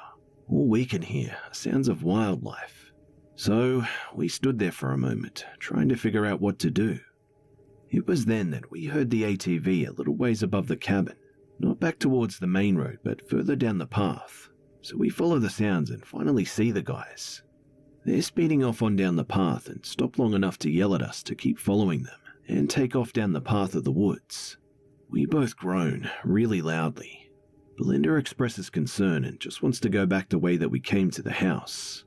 It was probably around 3 in the evening and she didn't want to be out in the woods anymore. I, on the other hand, was a little explorer. I wanted to keep going down the path, thinking that somehow we could find the guys and possibly prank them. And boy, do I regret doing that now. In fact, I should have kicked their butts after this little escapade. So we take off farther down the path after I talk Belinda into it. We walk for like 2 hours before we both realize that we're lost. We came to a fork in a road, and there stood a tree with 2 arrows pointing to either side of the split in the road. I forgot to mention that it was summertime and the daylight was long. It doesn't get dark here until around 8ish in the summer. We had walked for probably about 2 hours in total so far, and seriously didn't know which side to go to. My friend started to panic a bit, and I tried to calm her down, assuring her that we had plenty of daylight ahead and that we would make it back in plenty of time. Although, I wasn't so sure of that anymore. We were about 7 miles into the woods that were endless at this time. I had no idea of our location, so we both decided to stick towards the right of the mountain. Belinda was laughing and saying that she was going to kick their butts later. I laughed and we made plans to get them back. We walked for what seemed like forever, and somehow ended up back at the split in the road. It was then growing a little bit darker, nearing dusk with every minute. By this time, my friend and I were totally freaking out. She was sobbing and asking me how we're going to find our way back out.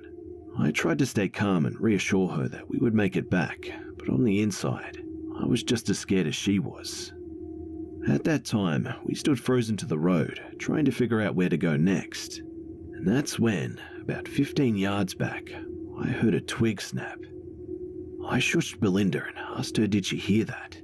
She started smiling and was about to call out to our guy friends. I stopped her suddenly, telling her to stay quiet for a minute. We continued to hear the footsteps. For some reason, I felt more terrified than I ever had in my life. I whispered for Belinda to start walking slowly down the left fork. The footsteps kept inching closer to our location. We tried to be as quiet as we could, but leaves were all around us. For some reason, I knew that these footsteps didn't belong to our friends. I had the awful feeling of dread, and my friend started to pick up on that. As the footsteps started sounding closer and faster, I decided to book it down this path and my friend followed. I just felt like I was running for my life, and if I slowed down, I wasn't going to ever make it back or go home again. We finally reached this embankment off the side of the path, so we decided to climb up it. I tore into the mountainside with my feet and my legs and scratched myself along the way. We finally see a barn up ahead of us, which was old and had not been used in a long time. The footsteps still approached us after a short pause. My guess is that they were quieter as they reached the mountain. Also, we had now descended into tall grassy fields, which made it easier to mask any sounds. As I finally realized our surroundings, I remembered their family graveyard was up ahead of the barn. It was very old and had some really large headstones as well as some crypts. I decided that that was probably our best chance to hide and get a view of who this person was chasing us. So we ran through the old iron gate and hid behind the largest tomb we could find. It grew very quiet as we stood frozen. My mind was racing, my body was shaking, and my heart was beating beyond control. Who the hell was chasing us from the woods? What did they want from us? I had so many questions that may never get answered. Belinda and I sat there for what seemed like an eternity, but it was more around about 10 minutes. It gave us a chance to calm down, correct our breathing, and cool down from our run. We finally decided to stand up halfway so that we could see if anyone was around us. We crept up to our feet, still crouching behind the grave, and what we both saw literally about made us pee our pants. There, at the beginning of the cemetery, stood a man. He was probably about 6 feet tall, appeared to weigh about 170 pounds, and was wearing dark clothing. His eyes looked very dark and wild. He stood there searching the graveyard with his eyes, trying to listen for us. We both immediately ducked back down behind the stone. We both started breathing heavily again, scared to death that he had saw us raise up. Belinda shot me a look as the man started rustling around. I peered up again, and his gaze met mine. He then turned his body towards our hiding place, locked his gaze on me, and smiled a wicked smile. He then said, "There you are." I didn't even hesitate. I screamed to Belinda, and we both jumped up and started running towards the back of the cemetery fence. The man started chasing behind us, but luckily for us, this cemetery had a very short fence, so we hurriedly hopped over and began to run in the direction of the house. We ran out of the clearing and reached the gravel road. We didn't slow down or stop or even look behind us. We just ran as fast as we could towards the house. The gravel lay out beneath our feet. We made it part ways there, and at the bottom of their road, the boys all stood, looking very worried. We ran up to them so fast that they jumped.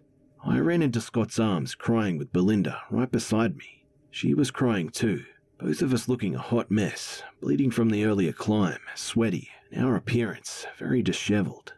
We suddenly turned, remembering the reason for our panic, to see a man running back towards the graveyard with Scott, Jay, and Alan all screaming and chasing after him.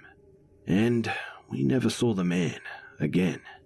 The boys chased him into the woods, but couldn't catch up with him, so they came back and walked us up to the house. They all started crying, feeling really bad for trying to mess with us earlier, our parents waiting on us scared to death. Jay and the boys admitted to leaving us and taking off in the woods, thinking that it was funny and that we would find our way back home. As it grew later, they all began to worry about us and had went back through to search for us. When they couldn't find us, they went to all of our parents and admitted what they did. They all went to search for us and started to panic when they couldn't find us. Chris was actually on the phone with 911 when we arrived, about to send search and rescue out for us. We had been gone for close to 5 hours. We told them the story and about the man who followed us.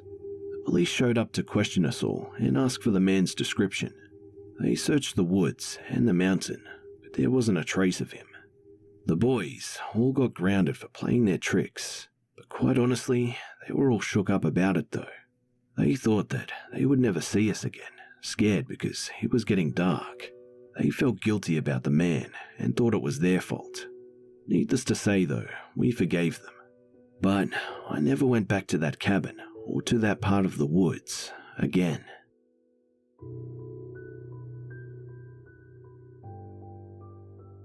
G'day mates, it's B Buster here. Well, I hope you enjoyed the video guys. And you know, that story about the ghost in the kids' room, I think that the ghost was really trying to get that kid to hurt that babysitter. In fact, I would say that he was dead serious. I'm here till Thursday.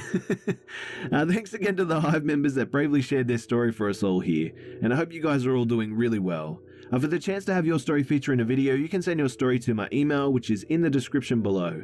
And as always, keep them coming guys, as this channel relies upon your stories to continue. Also guys, please do me a favor and just state in your email what your story's about in the description, and also provide me with a short written statement of consent, just so that I can be above board with everything. And also remember to tell me in the email if you would like to remain anonymous, and please change any names if you don't want particular names to be shared. Don't forget to follow me on Facebook, Twitter, and Instagram for updates throughout the week. Also, don't forget about Twitch and Discord. Make sure you follow me there too, guys. You can also catch me on my second channel, all of which I'll have links in the description below. Thanks again for tuning in, guys, for all the love and support, and I'll see you, mates, in the next one.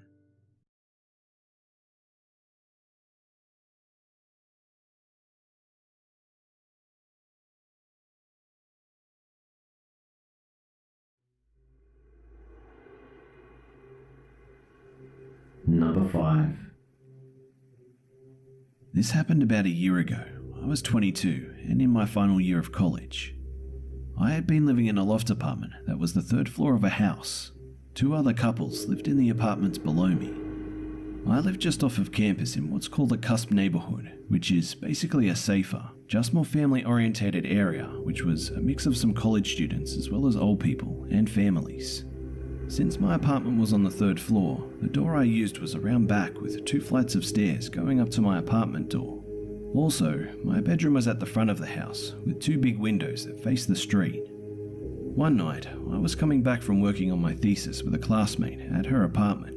It was late, around midnight, and I drove down my street to find parking. I lived at a cul-de-sac with a dead end, so I turned around when I didn't see parking and decided to park on the main street that ran perpendicular to mine. I had done this many times before and walked to my apartment late at night on multiple occasions and always felt safe. After I got out of the car and pulled my 2 heavy bags out, I noticed a man standing in the street where mine began. He was about 40 feet away and his face was sort of covered by shadow, but he was facing me and I could tell he was staring at me. He seemed to be in his 30s, was wearing regular looking clothing and had a dog that looked to be a kind of beagle next to him. Normally, I would just shrug it off as some guy out walking his dog, no biggie. But I still had one of those really bad gut feelings like something was up with this guy, and here's why. First of all, he pretty much seemed to appear out of nowhere. I had been driving down my street and I didn't see anyone, nor did I see anyone up or down the street I parked on, and I was actively looking around to find a parking space, so I would have seen if someone was walking down the street. Secondly, he was just standing there, facing me. If he were walking his dog, shouldn't he be doing the obvious, like walking? Then the last thing that to me was the creepiest was that he was standing in the middle of the street, not by one of the sidewalks on either side, but smack in the middle, like he was trying to block the street or something. I fumbled for my keys to lock my door and noticed him still standing there, just staring. I knew I had to walk by him to get to my apartment, so I was starting to get pretty creeped out at this point. Not to mention that his dog was just as frozen as he was, not moving and also staring at me. So I sort of half smiled in his direction and said, "Hello," pretty loudly, trying to show confidence in that I wasn't scared of him. I started walking as far to the left of my street as I could, the side that my house was on, making sure my house key was ready to go to unlock my door quickly. My house was 4 houses down from the top of the street, and there's a small street lamp right in front of my neighbor's house that kept it from being totally dark. The man hadn't said anything in return, and I was avoiding eye contact, trying to look straight ahead. Something possessed me to glance at him, and I wish I hadn't. When I looked to my right, he was grinning at me. This really sinister looking grin. The only thing moving was his head as he followed me. I snapped my head back and increased my speed, trying to mentally locate where my phone was in my bag if I had to call 911. When I got to my house, I turned left to take the little path leading to where my door was and quickly glanced back to see if he was following me. He was directly under my neighbor's street lamp, like a spotlight, about 15 feet from me, just standing there with his frozen dog still staring and still smiling. At this point, I just bolted to my door. It was not well lit by any means, and I couldn't see whether or not he was going to follow me to the door. I unlocked the door as fast as I could, slammed it behind me and deadbolted it shut. I turned off the stairlight because I didn't want him to see me through the window at the 2nd floor landing and know which floor I lived on. I fumbled up the stairs to my apartment door, unlocked that and turned off all the lights to my apartment. I crept into my bedroom. Thank God that I had drawn the blinds before I left, and made a little hole in them with my fingers to look outside. Much to my horror, he was standing in the middle of the street again, directly in front of my house, looking up at my window, still smiling, and this time, waving. I freaked out and grabbed my phone from my bag and called my dad. I probably should have called the police in hindsight. I was in hysterics, telling him what was happening. He told me to calm down, make sure all my doors and windows were locked, and call campus PD. I called the campus police, and this time, much more calmly explained my ordeal. By this time, I felt safe enough to look out the window again, and I didn't see him. They eventually came about half an hour later, took my statement, and searched for the guy who, of course, was never found. They did say, however, that there were boot prints in the dirt by my back door, as well as the same prints in the side garden my neighbours who lived in the 1st floor kept. The garden was on the other side of my house, right under one of their windows. Needless to say, I made sure both of my 1st and 2nd floor neighbours were warned about this creep. I think the thing that creeps me out the most is that I never saw him act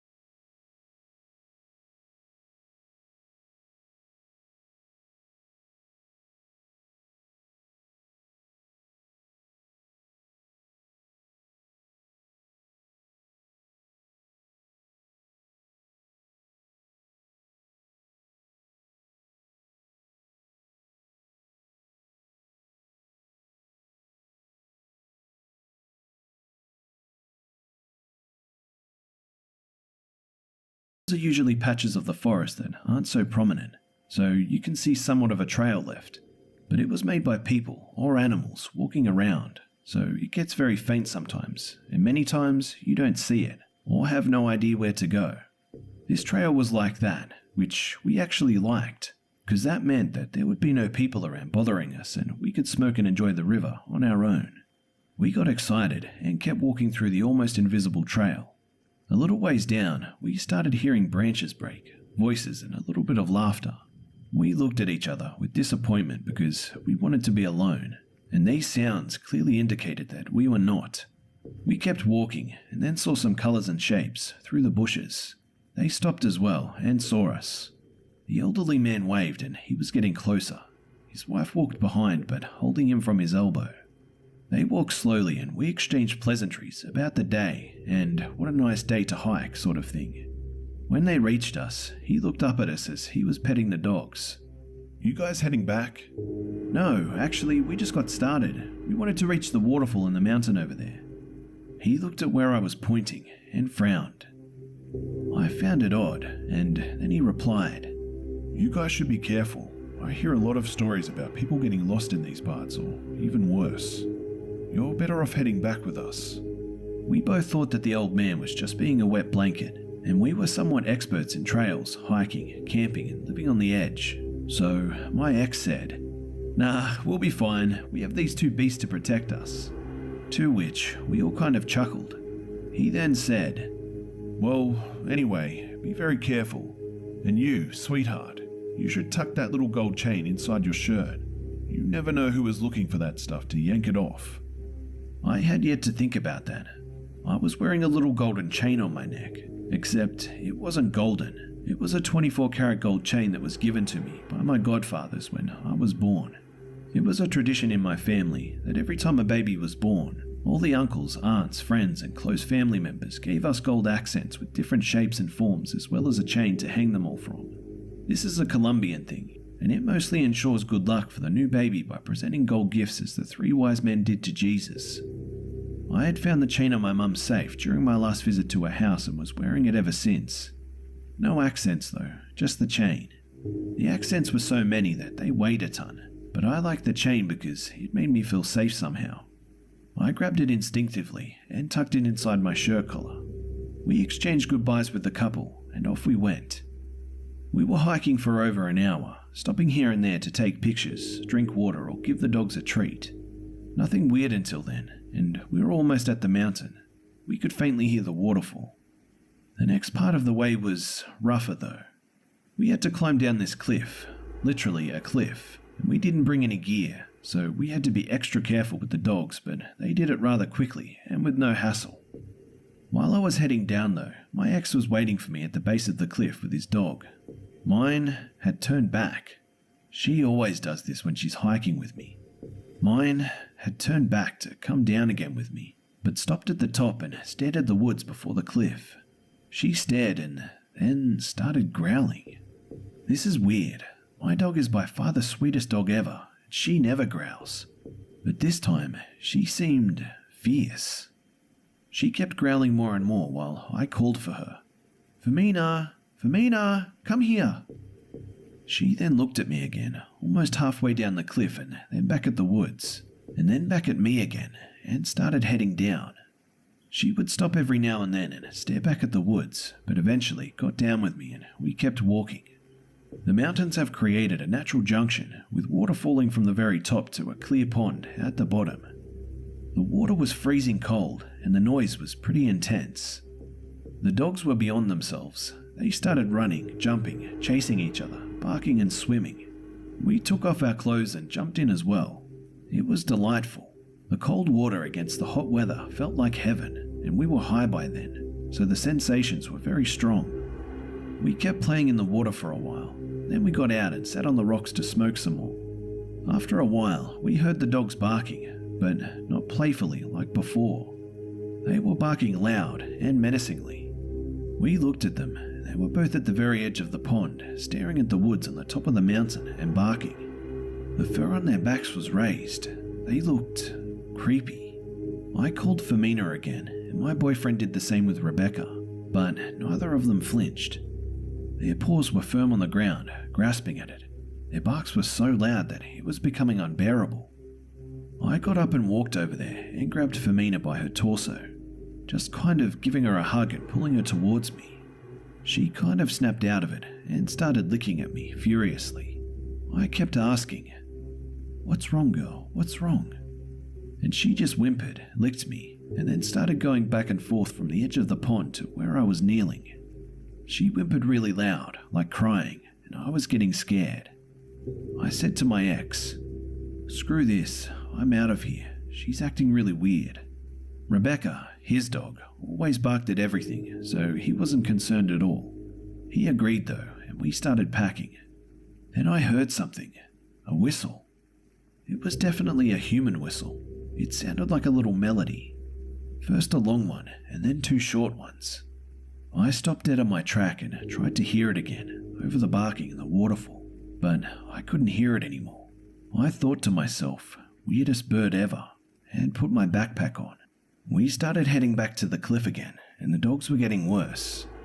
It was almost impossible to hear anything besides them barking and growling, and Femina whimpering by my side. I started climbing first, and my ex was behind me, and the dogs made it to the top in no time, and started barking again and growling at the woods. I kept telling Femina to shut it, but she wouldn't. And then I finally made it to the top.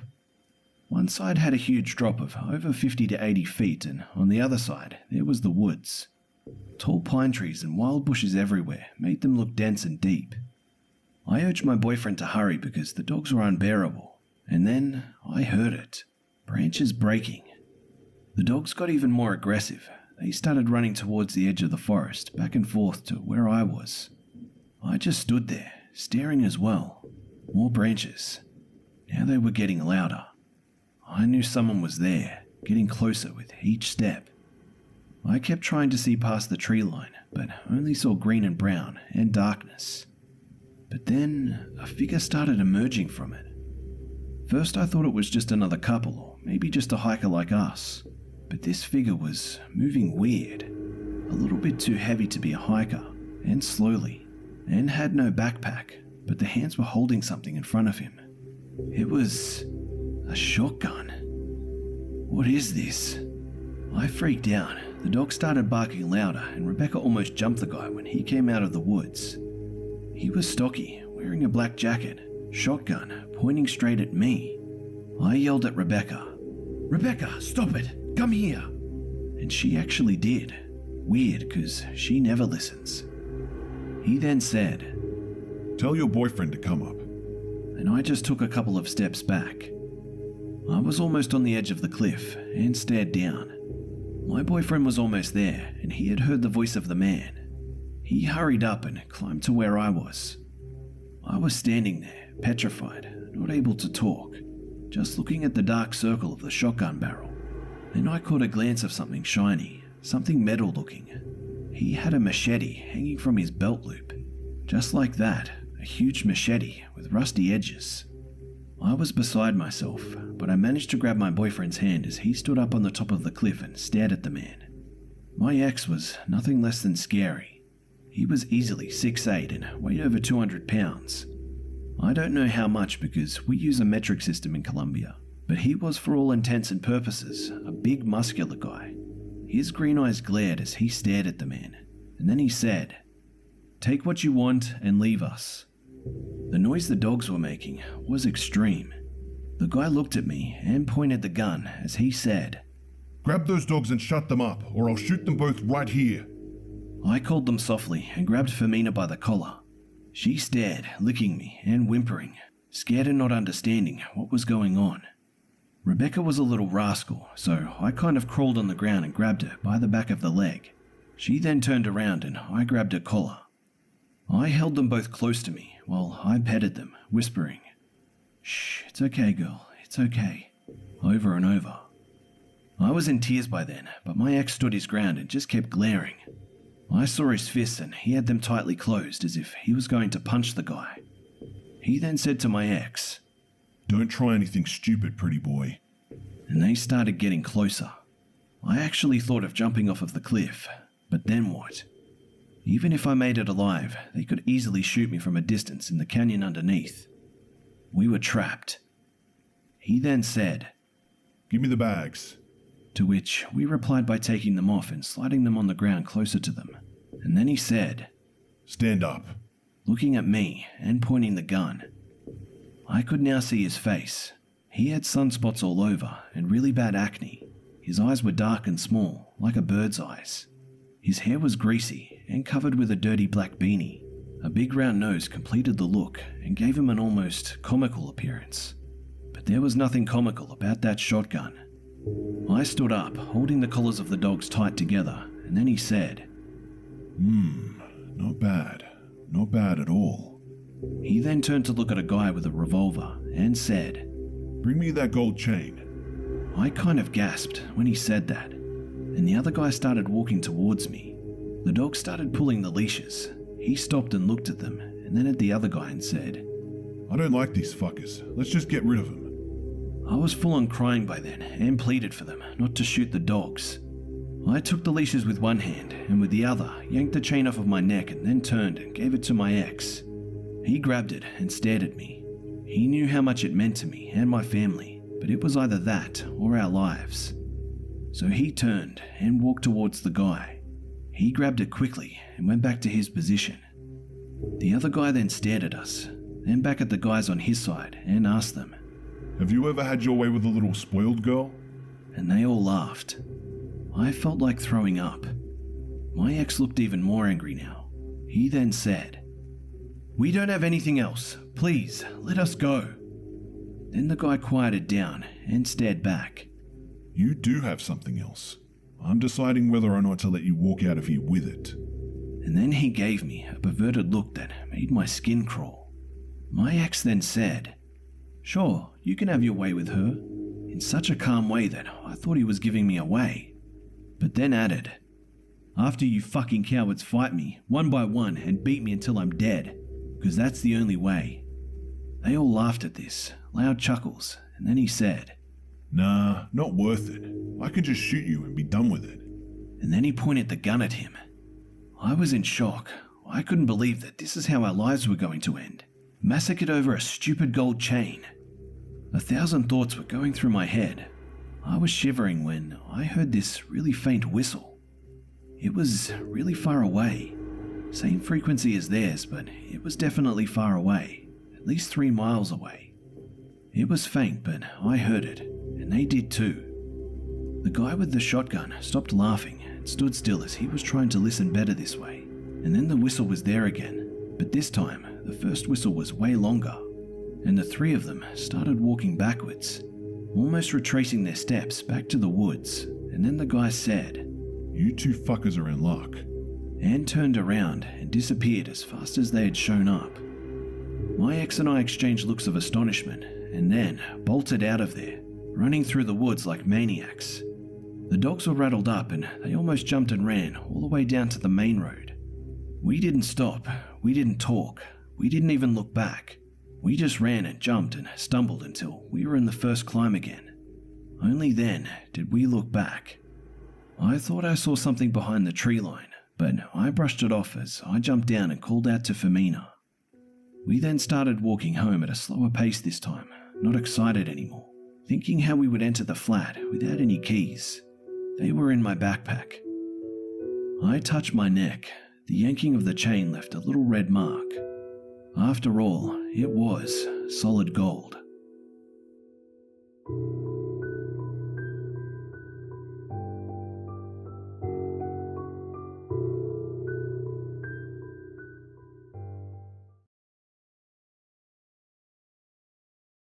G'day mates, it's B-Buster here. So before the video begins, I would like to give Raid Shadow Legends a shout out for sponsoring this video. And guys, just take a look at how aesthetically beautiful this game actually is.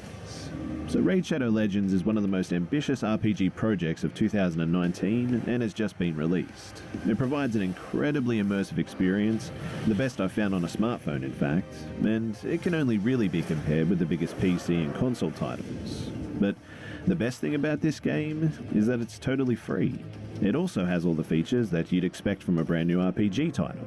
Amazing storyline, awesome 3D graphics, giant boss fights, PvP battles, and hundreds of champions to collect and customize. I honestly never expected to get this level of performance out of a mobile game. And just look how crazy the level of detail is on these champions. Also guys, Raid Special Launch Tournament is happening right now and is getting big real fast. So go to the description of this video, download Raid only through my link to get 50,000 silver immediately, and the best part, you'll also be automatically entered into their special launch tournament, where you can compete with me and other players for crazy endgame prizes and physical prize packs with collection edition figurines, power banks, t-shirts, and plenty more.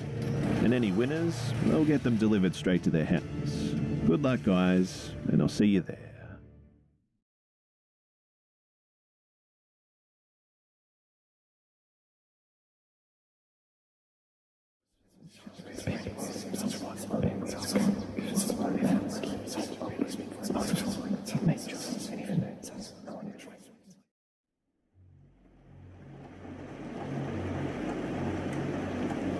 Alright, so this story is going to be about two encounters, as I feel that they're probably related. It's about aliens, I think, but like many things that happen to me, I really have no idea. So Newfoundland is an alien hotspot if the stories that I hear are any indication.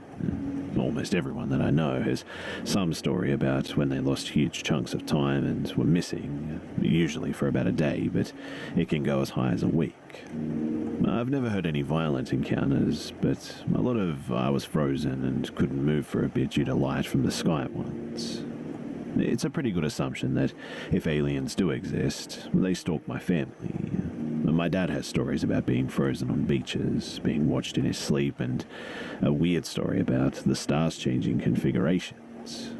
But my mum has stories about meeting aliens, and she even has a few accounts of what they look like. I might tell those stories one day, but I feel like this is a good introduction to the types of encounters that my family's had. So it all started when I was about 13. There's nothing overly remarkable about me, other than being in a military family and I was more precious than most. At the time, I was living in my dad's hometown, maybe a solid kilometre up a hill, I suppose. My house was a raised bungalow, meaning that all the first floor windows were about 10 feet off the ground. My window faced the front yard, and it was probably the only one that didn't have some kind of bush in front of it. Basically, that means that I had a good solid view of my outside. Now, one night, I remember being woken up fairly abruptly around 1 in the morning, I'd say. Not unusual for a 13-year-old, so I thought I'd go and get a drink, probably pee, and then just go back to bed. Except, when I tried to move, I just couldn't. Some people describe the feeling of an overbearing weight that prevents them from moving, but this wasn't that. It was like my whole body was asleep, complete with the tingly feeling and utter lack of ability to move. I wasn't sleeping in a weird position, and aside from having maybe an extra blanket on the bed, I couldn't figure out a reason why this was all happening. The only thing I could move was my head, as my neck felt asleep, but not enough to completely prevent movement like the rest of my body. So I flopped my head to one side, and that was when I saw it. In my window, roughly in the middle, was a disc-shaped object. It hovered maybe a foot away from the glass and didn't move. Now, this is remarkable for anyone who's been to Newfoundland, where 40km/h winds are the norm basically every day. The disc was maybe 3 feet in diameter and the better part of a foot tall, and it let off this low-grade, almost LED-like hue. It reminds me of those horrible blue Christmas lights. The thing had 3 thick, prominent ridges on what I assumed to be the front of it, which was facing me. From the middle one came a red light, and the thing didn't have a lens, it just kind of emanated from this thing. It split into a wide vertical pattern and was scanning my body. When I moved my head, the disc was beaming around my belly button area, and as soon as my head flopped, with maybe a second or so delay, it moved the scanning laser to my eyes.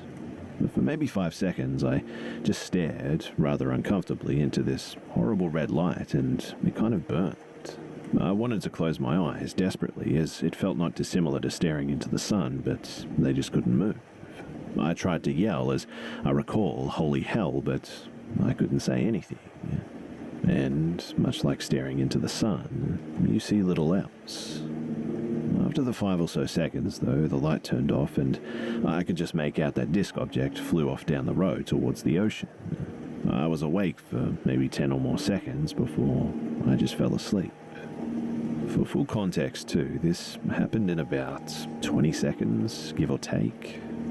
I need to point out, too, that this happened in 2003 in rural Newfoundland. At the time, there were no such thing as drones. In fact, drones were the terrifying flying machines the US were sending to bomb the crap out of Iraq at the time. I had only recently seen them on TV as those big white plane-looking things, and I have no real explanation for this other than possibly aliens, I suppose, but I tried to talk to my family and classmates about it, but they mostly called me a loony and just laughed at me. Eventually that night passed from me, though, trying to tell people about it. No one will believe me, so why bother, I thought to myself. A month, maybe 2 passes, and my life just carries on as normal. The only real difference, though, is that I just became terrible at math all of a sudden. I was a top student in my class, always pulling best grades for most of my school life until that point. Given the math isn't all that hard, but at this point, I just really started to suck. My grades went from 90s to 60s, often 50s, and sometimes even failing in the math that I was able to do not even 4 months ago. No one was concerned for some reason, but that was a frequent theme of my teen years, so I was now just the kid that had fallen from grace. Still had amazing grades and everything else, just never again in math, which was really weird. Anyway, so one night, I remember being woken up, again my body feeling like it was asleep, and again I had some control over my neck, but I remember this like I remember a dream kind of, but way too many details for it to be normal, but I'll get to that. But the first thing that hits me, though, is the blinding white light. It was coming from outside my window, brighter than stadium lights, and coming from who knows where, but I knew it was close to my house. And all I heard was a low growling hum coming from outside. In my room were 2 of those discs that I'd seen before, shining a wide red light all over the room, which dampened the sheer brightness of the light outside enough that I couldn't see anymore. And then I see one of them. It walks into my room, and I remember being scared-ish, but largely indifferent, to be honest. It was easily over 12 feet tall and was uncomfortably skinny. Its arms and legs were way too long for the tiny torso it had, about the size of maybe a child. They were multi-jointed in at least 7 places that allowed it to fold up its arms and legs enough that it could fit in my room. I have no doubt that if it were to fully extend all of its joints, that the thing could easily top 20 feet. It had hands which had too many joints in its fingers, way too many fingers and no thumbs. They were in a half circle around its pretty round palm, and generally, it was pretty unsettling now that I think about it. It had a head, a huge head, but it lacked any real eyes except for maybe tiny pinpoints where a massive socket would otherwise be. It had no nose, no hair, no real chin, and 2 holes where cheeks would be. I'm guessing that might be a mouth, but hell if I know. The head was thin because, of course, the whole thing was thin and resembled somewhat of an oblong pancake, I suppose. The whole thing had white skin with a grey undertone, or what I assumed to be such given the light of the room. The creature, though, held out its hand, and instinctively I held it back. It walked me out of my room, stark naked, and was leading me to my living room. When I got into my hall, I see all the doors of my house are open, and there are dozens of these things just sort of mulling about. I remember one looking in our linen closet, one walking into our basement, and another unscrewing a light bulb or something. All over the house were the discs that gave everything that faint red tint, and the huge stadium lights from outside making it look like broad daylight, but with a slight red tint. In the dining room was my mother, also stark naked, kind of just standing there as 2 of these creatures were in my kitchen doing something. And lying on the couch in my living room was my dad, again naked, with 3 of the creatures looming over him with a bunch of weird tools in their hands. I can only assume, too, that they were doing some kind of procedure. I remember asking, "Where's my sister?" to which I get the reply, "Outside from the creature holding my hand." I'm still unsure, though, if I heard this from inside my head or if the creature said something out of its uncomfortable holes, but I accepted that as good enough of an answer. As I walked by my dad, I could see the creatures were fiddling with my dad's junk, poking and prodding it. I remember being concerned as I knew my dad had just had a vasectomy, but again, I just got the feeling that everything would be okay. The creature I was with placed me in the corner of the room, facing the wall, and I sat down cross-legged without much issue. The creature then left, and I was there for about a minute or so. All I can remember from that time is a few details. Above me was one of the discs shining its broad red light, but I had the faint blue as well, giving my vision an odd hue. And the only other distinguishing feature that I remember is the silence. The piercing and utter silence, only broken by a soft, low, growling hum coming from outside. I remember then waking up, back in my bed, no worse for wear, and all I think is, damn, that was a weird dream, and went about my day. The only difference, though, is that I had and still have a small lump on the back of my neck, the size of a split pea. It comes and goes, and sometimes I feel it and sometimes I don't. And a few times I've squeezed it and some dry kind of powdery substance came out. I just assumed it was weird pus, but if it ever happens again, I might try to get a good look at it. A few years go by and me and my dad were chatting and we got on the topic of aliens somehow, one of his personal favorites. I tell my dad about the multi-jointed creature thing, and before I can get to the point where I reach the living room, he says, "I had a dream just like that. A bunch of skinny white men with hoods were cutting my junk, red hue over everything, and I remember seeing them sit you in a corner and you just sort of stayed there for a bit. Crazy dreams, hey?" I asked if it seemed real to him, and he said, "Well, yeah, I had those kinds of dreams since I was a kid. The white guys in the hoods never do anything interesting. This was the only time. Our brains are weird, aren't they?" I've brought it up a few times since then, but I just really don't get a whole lot more than what I've told you. My sister has somewhat of a similar story, but she also remembers like 3 seconds of it. I personally have about 2 minutes, I'd say, and the best guess that I've come up with is that it's aliens. But like I said at the beginning, this is far from the only time that I encountered these creatures. I'll save that story for another day, though, and I hope you guys enjoyed this.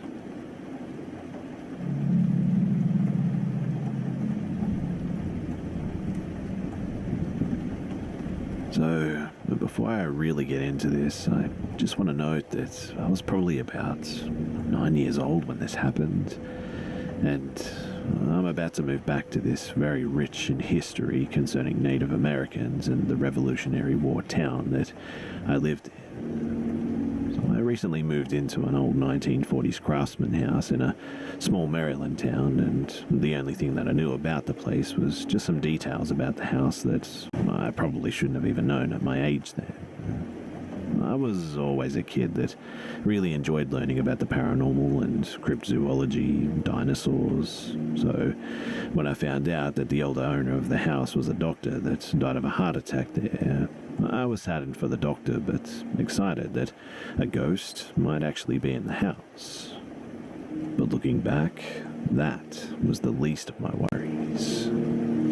So it all started when I used to play in the yard that summer. I used to hang out on an old tire swing that was there when we first moved in, and I noticed that there was some sort of gully, like a thing that appeared to be filled up.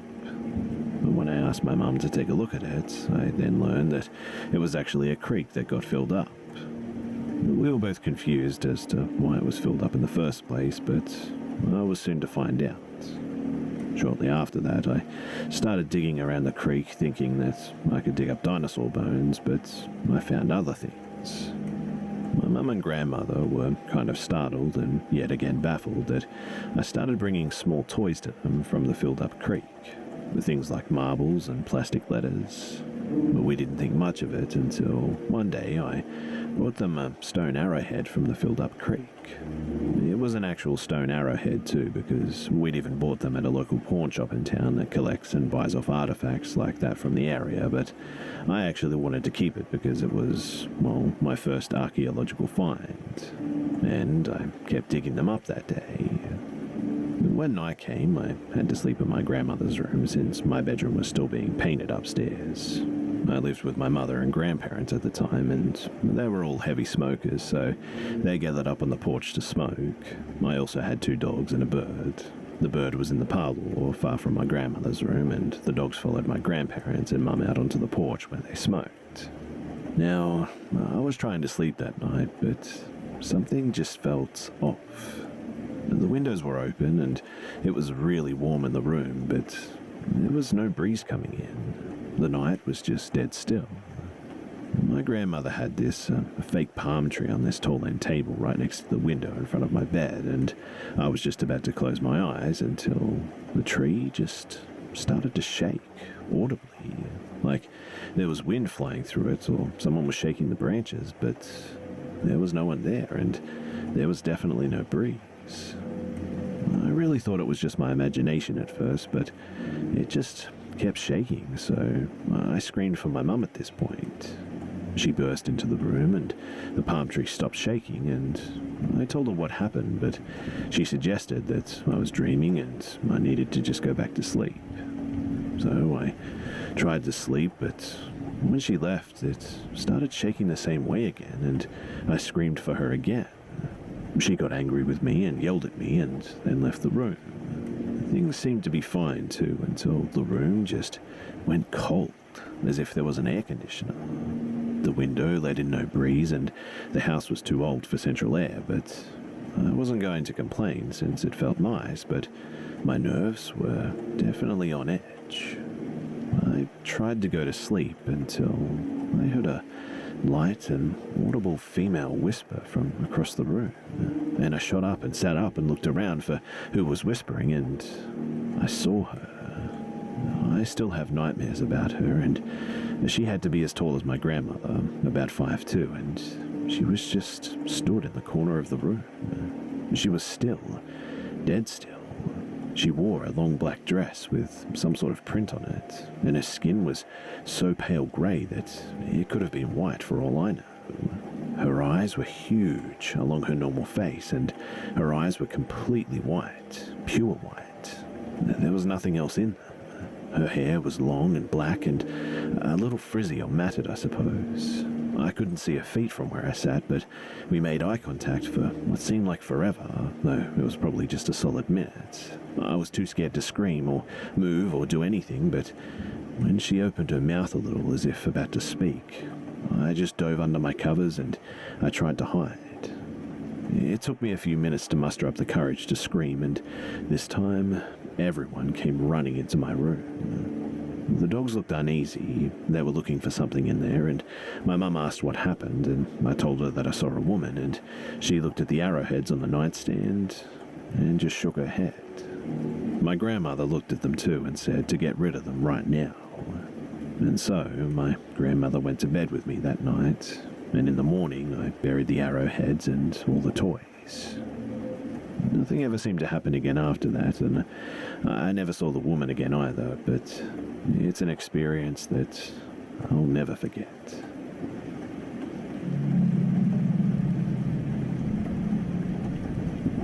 It was a Sunday, early in the morning. I live in the suburbs, but my parents own a farm that I enjoy going to because I get to see my dog. Her name is Molly. She's a mutt, but she's not a tiny dog by any means, and at the time I felt pretty safe around her and would often take her for walks in the forest that was nearby. So the day started off like any other. Me and my dad got in the car, drove around for a while, and arrived at the farm. I immediately get out of the car and hugged Molly. My parents always got angry when I hugged her since I'd smell like her for the rest of the day. I put her leash on and asked my dad if I could take her for a walk.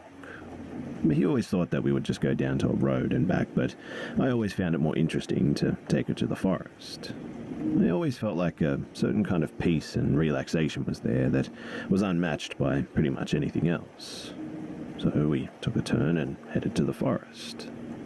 Usually when we got there, I'd take her off a leash so that she could explore on her own. Most of the time, I'd carve my name into the trees or look for anything interesting, really. I was playing baseball with some rocks and a wooden leg, presumably from an old table, and then I heard it. Molly was barking at something. This wasn't usual for her when we were in the forest, too. I thought that it was a fox or some other animal, so I quickly grabbed the wooden leg like a weapon. I knew that if it was a fox, I wouldn't attack it, but I had a sense of security while I was holding it anyway. I called out Molly a couple of times, but she just kept barking. This was very strange for me, since she always came to me when I called her. I followed the sound of her barks, though, and stumbled across a scene that, honestly, I'll never forget. There was a man, probably in his late 50s, half naked, carrying a large machete in one hand and holding moonshine in the other.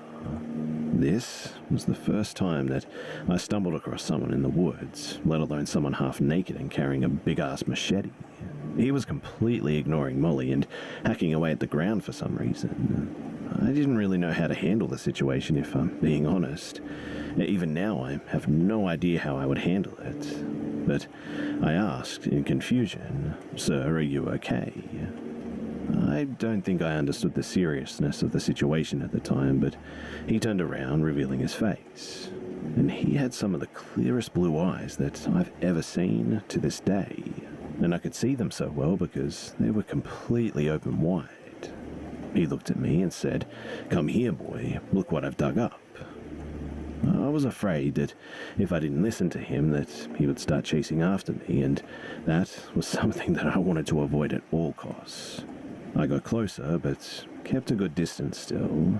I didn't see anything except for an empty hole. He returned to hitting the ground with his machete, occasionally taking sips from the bottle. And I used this window of time to get my dog and start walking away slowly as to not notify him that I was leaving.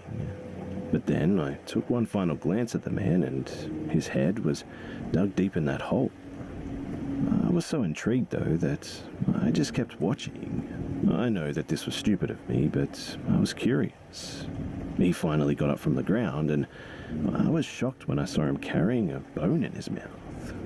I have no idea what animal it belonged to, if it even did belong to an animal. I had just seen enough at this point, though, and started sprinting with my dog.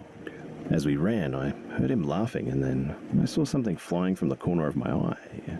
It was that damn machete. I heard him yell, "Damn it," and this made me run even faster. I know the forest really well, so I wasn't afraid of getting lost, and I ripped through the branches and the bushes until I got out of the forest, but I didn't stop sprinting until I arrived at the garage where my father was testing out lights on our tractor. And stupidly, I didn't tell him a single thing about the man, since I was afraid that he'd get angry and wouldn't allow me to walk Molly anymore. Needless to say, though, I never went back to that forest alone, ever again.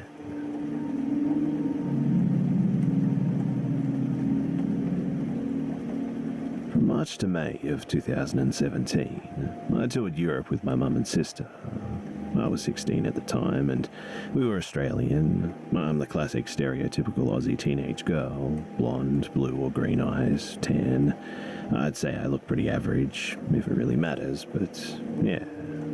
So our trip, of course, happened to collide with all of the attacks, and we drove down to Westminster Bridge the week after the attack, saw all the memorials. We visited other places a month after the machete attacks, and we boarded the subway the day before a bomb was let off on it, and we'd taken the exact same route at the same time. And due to all of this, we were all on very high alert for the entirety of our trip.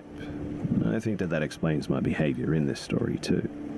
So, our trip mostly consisted of us staying in a hotel, an apartment, or lodge for 2 or 3 days, then driving on to the next place. I can't remember where this particular hotel was, and it's important to know that I'm a very big go-with-the-flow person, so I didn't really know where we were. I didn't care if it was an apartment or a hotel. I just knew that on that particular day I was sick, and I decided to stay instead of go out into the freezing cold and get sicker. So my sister and my mum went without me. About 10 minutes after they left, I heard the door open. I'd been watching a movie on my laptop and didn't pay much attention to it. I figured my mum had forgotten something and came back for it. Although the time lapse seemed a little long for that. But it still seemed like the most likely thing, so I didn't think too much of it. But she didn't call out to me, and I wondered if she thought I might be asleep or if it was a maid service. Usually they call out, "Hello, is anybody in there?" when they enter, but maybe they figured that we were already gone. So I waited, getting more and more concerned with every passing minute. I wasn't on high alert, but I already am a very paranoid person by nature. And although I tend to diminish my own paranoia, in the moment all I was thinking is, "Oh my goodness, you're so pathetic. Do you really think a robbery or something would take place with you in your room?" I also, admittedly, succumbed to that paranoia a lot. I figured it was most likely just a landlord, though, if it wasn't a maid service to begin with. Again, I didn't know if we were in a hotel or an apartment complex. So I did what any antisocial, anxiety-ridden, paranoid teenager girl would do, and I hid in the closet. Even at the time, digging myself beneath the bundles of blankets that they shoved in there, I thought I was being ridiculous. So ridiculous, in fact, that I took a Snapchat of myself in the closet with a caption along the lines of, "Is it a robber or the maid service in my room? A day in the life of my name." My friends thought that I was an absolute idiot, and I remember one messaging me and laughing about, "Oh, maybe it's another attack."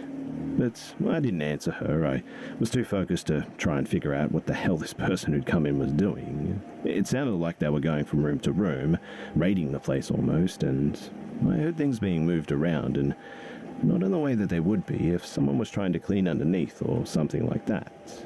It was just really rough. Anyway, I heard doors open and close again and again. They even came into the room that I was in and rummaged around for a while. I honestly don't know if they looked into a closet. I'd left the door open a bit, enough for them to peer into because it had caught on something and closing it would have caused more noise, but I was hidden beneath the bundles and bundles of thick blankets. I'm a girl of very small stature, so I pretty much wouldn't have been noticed. And finally, it sounded like they left. I say they because, well, I strongly suspect that there were two people. The footsteps and the movements just didn't really match up to one person, but I still thought it was most likely my mum, and I was just paranoid and hallucinating. I waited a good 15 minutes after they left before I climbed out of my hiding spot. I was pretty unnerved, but I came out and checked our suitcases. We had left them open in the living room, bearing our money and passports for all to see, and pretty much nothing looked disturbed. That is, except the passports maybe, I think. My mum keeps all our passports in a Ziploc bag. The Ziploc bag had been opened and 2 passports had been pulled out. One was half in the Ziploc bag, like they'd opened it enough to check whose it was and then ignored it. The second was left on the top of the clothes, which meant that someone had picked it up and looked through it. I opened it and it was my one. My mother came home several hours later, and I asked her if she'd come back about 10 minutes after leaving, if she'd come back to get something that she'd forgot. And she just looked perplexed and said no. And I was honestly pretty shocked by this. I asked if we were in a hotel with a maid service, or if she called a maintenance man to come by and forgotten to tell me. She started looking suspicious and then said no and asked me why. I asked her if we had a landlord that might have come by, and she said no. And then it hit me in that moment that an honest-to-God stranger had been in my hotel room while I was still in there hiding. Still, I didn't feel like making it a big deal. Maybe they gave someone the wrong keycard and they didn't realize until they went through my room and looked through our passports to see who was staying in the room or something. I mean, after all, nothing had been taken. So I decided to go with my mother for the rest of the day, and still unnerved about the experience, we were in the town chatting with some locals who asked where we were staying. We told them, and they just looked horrified. I wasn't there for the conversation, but according to my mother, they told her, I don't want to frighten you, but I think you should leave that place immediately. We here have a suspicion that they're trafficking girls from there, and a lot of backpackers go missing after visiting there. Well, we left that day, and my mother didn't tell me the reason until we were in the car. For someone to have gotten into my room, they would have needed to be allowed into the main doors by an employee, or have a keycard themselves to have access. Then, they would have needed to have had my keycard to my room. And I also suspect that maybe someone was watching on the CCTV cameras and saw my mum and sister leave and realized that I wasn't with them. It gives me chills to think about it, but it's never really kind of just hit me. Considering even in the moment that I kept thinking that I was the biggest idiot in the world for hiding in a closet because I was scared of socializing with a maid service. But I think that the fact that I kept thinking that I was so dumb and paranoid and dramatic for all of it throughout the experience might have just saved my butt. It meant that I kept a level head and listened for clues, that I didn't have adrenaline pumping through my veins and clouding my thoughts, and honestly, I think that I was pretty lucky.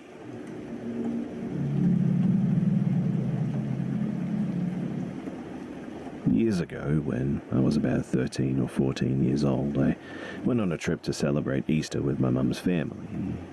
It was a tradition for us to have a picnic in the middle of a big field about 40 minutes from my grandma's house. This field is basically in the middle of nowhere in rural Mexico.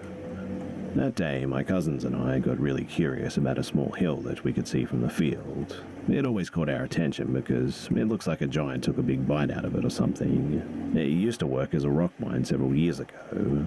But anyway, we decided to go investigate, so we left the picnic, walked for about 20 minutes until we crossed a road and went up the hill. Once we were there, we started looking for a way to trespass a metallic fence that kept us from going into the actual mine, and eventually we found a hole in it. My cousin was recording with a cell phone as we were making jokes and acting like normal cringy teenagers when suddenly she just froze and whispered, "Hey, there's something in the rocks." And she pointed a camera to the rock wall behind us. At first, I thought that she was joking, but something about her expression just seemed off, so I turned back and there was a human dog-like hybrid looking at us from the hole in the rocks, about 20 or 30 meters above the ground. It had pink and pale and wrinkly skin and a long snout, long ears, wide eyes, and hands with long fingers. It had no hair and it kept still, just watching us. After what felt like an eternity, the weird creature finally went into the hole again and we started running back to the picnic spot. We showed the video to our family right after being scolded for going so far without saying anything to anyone, but you could barely see anything on the video.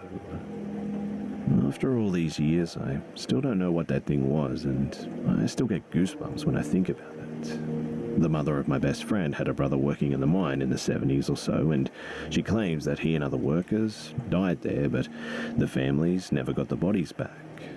Apparently, too, rocks collapsed multiple times, killing people working there, and made it really difficult to retrieve the corpses. Or that's what the owners of the mine said to all the families involved anyway. And after a few incidences, they just decided to close the mine for good.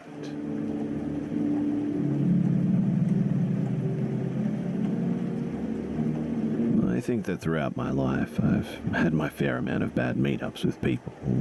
I believe that it's probably my fault in most cases because, well, I try to be polite and kind and don't realize that such a behavior could turn out with bad results in the future. But one time I thought that there was nothing that I could do. I was trying to pass the exams for the Fine Arts University, and in order to get in, which is extremely hard, people have been taking these exams from 5 to 10 years on average to pass. You had to have some basic knowledge of drawing technique with charcoal and colours, as well as be good in composition and other stuff regarding your art. So, in order to get good enough to pass, you essentially have to go to drawing prep schools specifically created for these exams. Most of them, if not all, were too far away from my hometown, so my father thought to send me to a German artist who has done commissions for him, living in a small town away from our own. He was around 60 and really good at his work, but because the distance was still too big, I had to go and live at this town, and he would privately tutor me. We would have courses for 4 to 6 hours a day, every day at the house that I was living. And at first it all seemed well and good. But since I knew what was needed for the exams, I was asking him to focus on charcoal and composition, but instead he was teaching me random things which were pretty much not relevant with my exams. These kinds of things needed lots of materials too, other than paint, like construction composition. He would leave to grab the materials on a regular basis, but when he would come back, I would notice that he was always actually drunk, reeking of beer. I immediately realized then that this was pretty much leading nowhere, and I just wanted to try and persuade him to do what I was in need of for my exams. At first, everything seemed nice and normal except the issues mentioned above, but as time started passing, I started meeting people, including a neighbor next door who was a Marine cop, and the 2 friends that I've made at the time noticed too that his car was moving in town and that he was drinking in his parked car many times. At the time, I just thought that it was something that I couldn't poke my nose into and silently just tried to let it slide. But gradually, he became more intense. He would be drunk and start telling me about his life and touch my shoulders and just be too close to me physically when I was drawing. I was trying to keep a distance and still talking to him in plural. It's pronounced out of respect here, but he would just lean closer and closer. At one point, my friends took notice of something really strange too. Wherever I was going, his car would be parked just a few blocks away from where we were, every single time. Since it was a small town with only one main street at the beach, I reassured them though that this was probably just a coincidence. But then, one night, I woke up from the barks of the 2 stray dogs that I've adopted while I was there. I woke up and went to check what was wrong, and I saw his car parked across the street in front of my house. Since it was too dark, I couldn't see if he was in there or not, but I certainly got pretty freaked out. I tried to calm down my thinking that he was probably at one of the bars, which were really close to my house, just drinking. But note too that the house that I was living in was not on any floor, and that the enclosure on my small yard was more of a decoration rather than practical, and that the house was on the main road at the beach, but a little further away than the actual town. So at this point, I started to become more alarmed about him, and he gradually started to become more intimidating as well.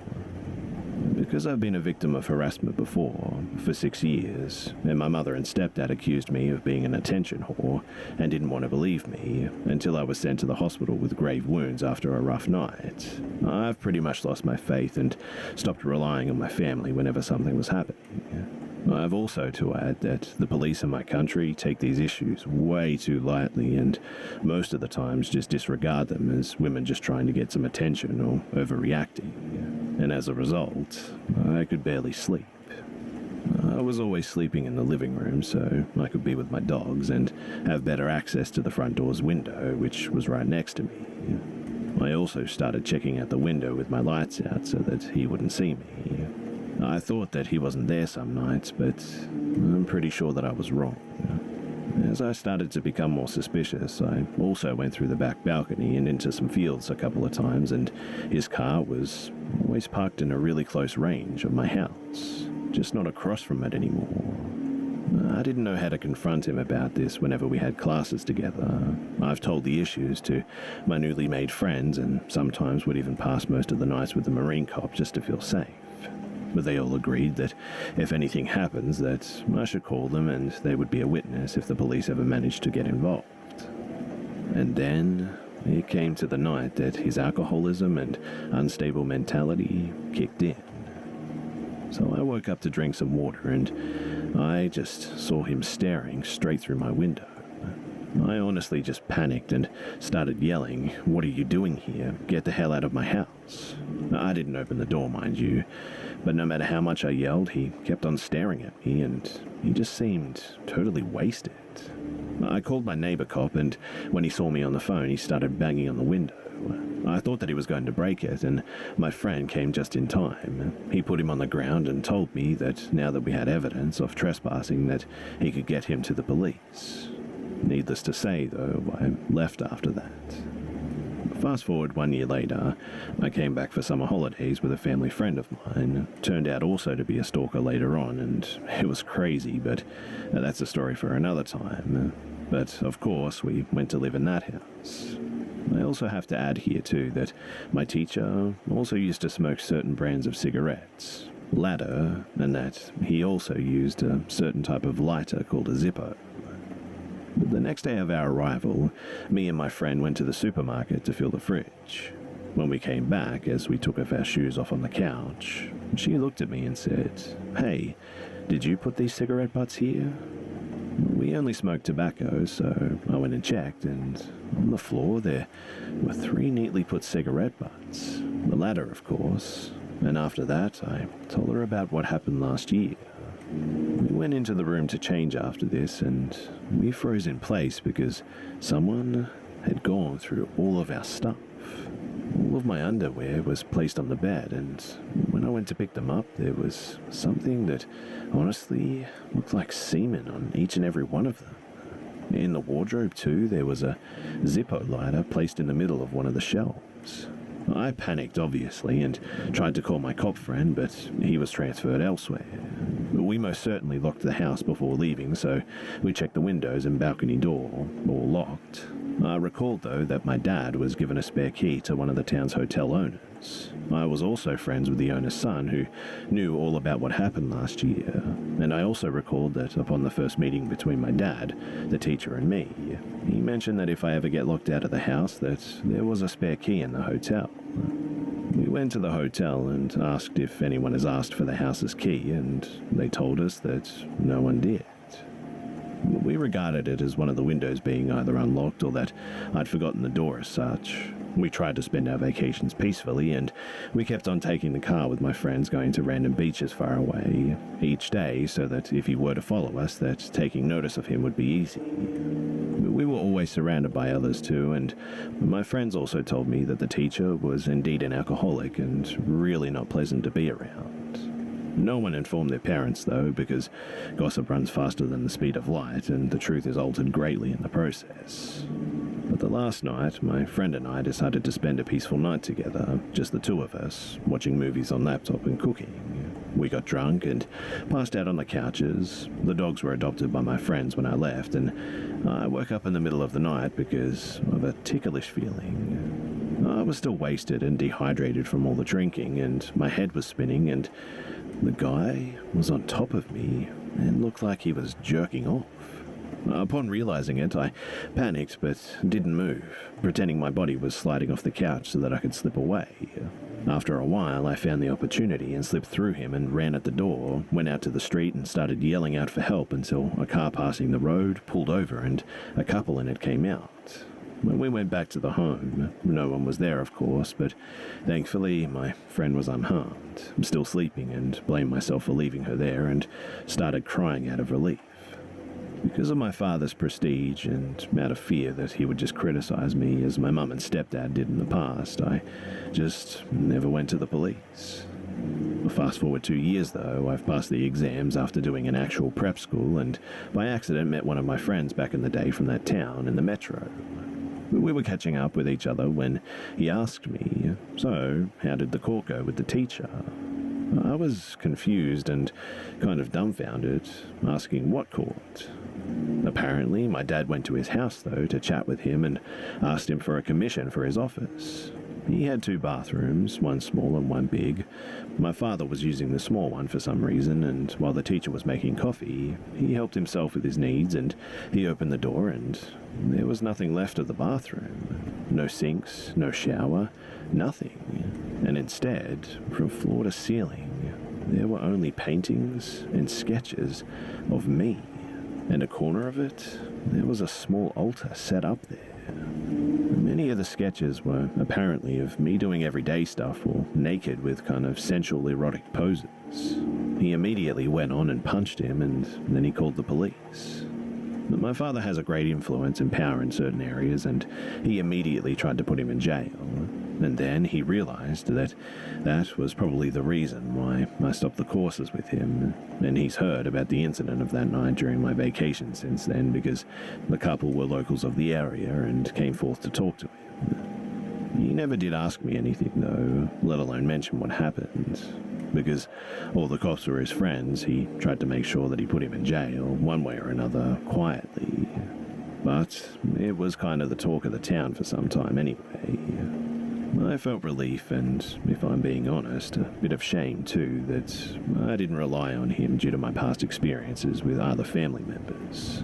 And I felt shame too, if I'm being honest, that I never tried to fix the situation because one day he could have harmed someone else if I left it alone. So, I suppose the moral of the story is to rely on others that you can trust, because at the end of the day, you could prevent the same things that happen to you, be it a hellish experience or something mundane.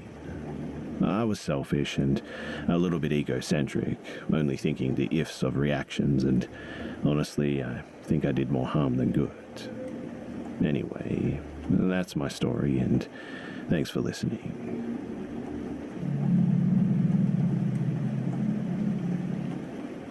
So, some brief background to begin.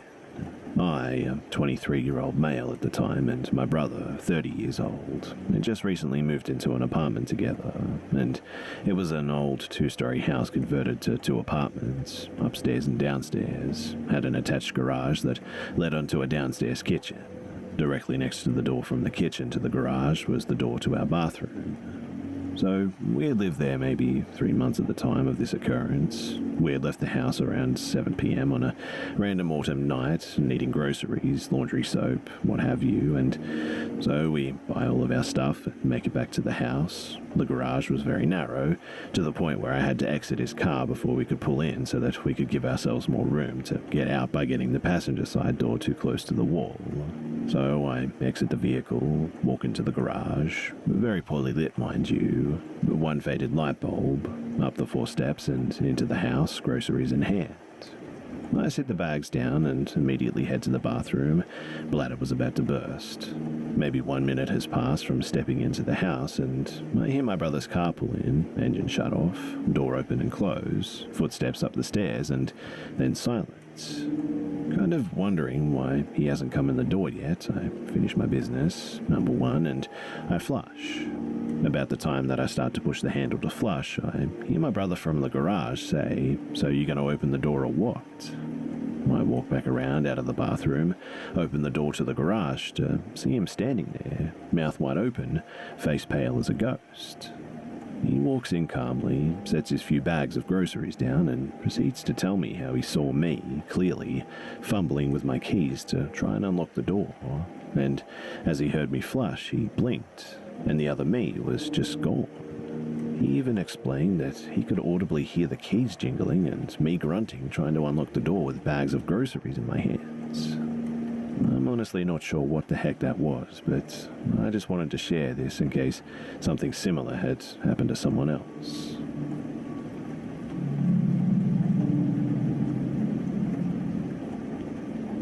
So I normally get up and ready for work around 4 a.m. and out of the house by 5:30.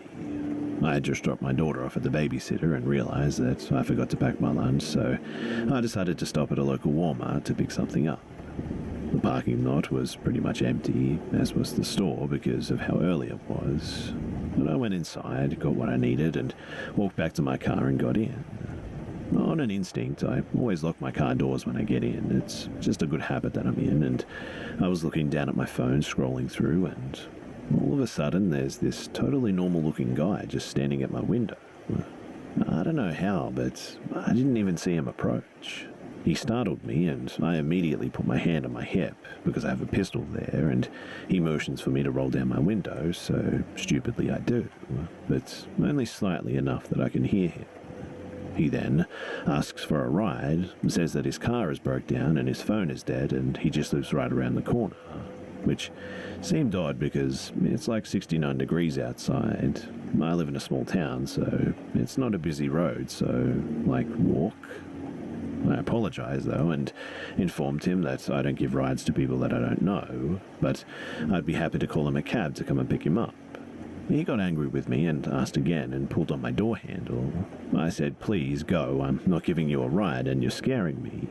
He then looked at me with the nastiest, most disturbing look that I've ever seen on someone's face, and I swear to you that his eyes turned fully black, and then said, "Well, I guess you get to live today." Turned and just walked away. I sat there literally shaking and almost in tears. He scared me so bad. So I immediately drove away and called the police. I never did hear back from them, and I really don't know what happened, but it instilled in me my decision to never give strangers rides.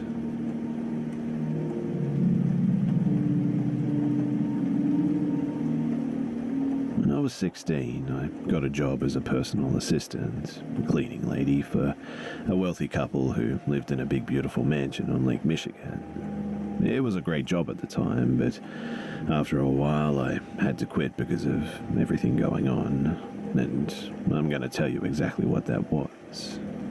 So, I made $12 an hour as a 16-year-old girl, and that was just crazy to me at the time, but now I know that it's because the homeowners couldn't get anyone to stay and work for them. It could very well be because they're both just major dicks, but I honestly didn't see them all that much during the school year, so it was fine. I could work 40 hours a week in the summer and part-time while I was in school. So, during the school year, I would hardly ever see the homeowners and would be left alone to clean the house, mostly. I had a key, alarm code, and gate code, so I let myself in and out. In the summer months, I had help from a few other employees, but in the school year, I didn't. At first, I loved being in the house by myself, don't get me wrong. The place was absolutely gorgeous, right on Lake Michigan, so I'd always open all the curtains to let the sunlight in and blast the surround speakers while I cleaned. It wasn't until I was by myself that I just started noticing how weird the place was. Nothing ever exactly felt welcoming about the place. Sure, it was pretty to look at, but it was modern and everything was hard marble and stone. Not very homey feeling. My first experience happened when I was cleaning one day in the silence. I remember specifically not turning on the music because I had a bad headache that day, when all of a sudden, the speaker to the upstairs part of the house turned on. Now, the way their speaker system works, you can control it by like a touchpad thing in the kitchen, which would play the music everywhere besides the basement and master bedroom. To play music in those areas, you have to go to that touchpad and turn it on by the control pad and sync it up with the rest of the house. But the reason this was so alarming was I was the only one there as far as I know. I walked up the stairs to go check out what was going on and figure out why the music was turned on, seemingly by itself. I looked around and called out the homeowner's name, thinking that someone just came in without me noticing or something, but the doors were all still locked and no one was home. I shut off the music and went back downstairs, not thinking too much of it because it could have just been a malfunction of some sort, but it started happening more often after this. I'd be listening to music and it would just turn off, or it would be off and would turn on in a completely different area of the house or something. I brushed it off as faulty just again and again and didn't think too much of it. But the second and definitely most prevalent story I remember from working there was when I was cleaning the workout room in their basement. I never wanted to go in this room, and to be honest, I really couldn't tell you why. It was just something about this room that was weird.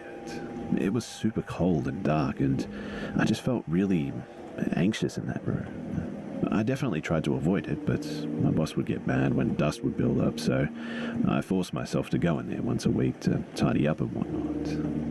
So, anyway, I was in the workout room using a broom and a mop. I remember sweeping up the floor and propping the broom against a machine while I was using the mop, when suddenly the broom just fell over, hitting the wall, the baseboard, and the floor as it fell, causing 3 distinct knocks. And what I heard after that scared me so badly that I refused to go into that room by myself ever again. Immediately following the knocks made by the broom falling, 3 knocks responded in the exact same pattern the broom fell. But it was coming from inside of the wall. I know what you're thinking, but no, it was not an echo. It was not a scared animal. It was definitely knocking, deliberate knocking. I was completely alone in a big quiet house in the middle of nowhere, and someone is knocking back at me from inside the wall. To this day, I have absolutely no explanation for what I experienced that day. Lastly, too, this is the first and only time I've ever seen anything paranormal with my own 2 eyes, and I know this time it's not me being paranoid or crazy because I was with a coworker who saw it too. So sometimes my boss would rent out her guest room and we would clean it before the guests arrived. And this guest house has a glass hallway leading from one main area of the house to another. So I was cleaning the glass while one of my co-workers, Bob, was standing next to me talking. And just then I catch a glimpse of what looked like a boy in a blue shirt running by. I turned my head just as Bob turned his head as well, and he asked me if I saw that too. And I said yes. Like I said, I eventually did quit this job because there was just too many weird things happening in that place for me to be there and feel safe.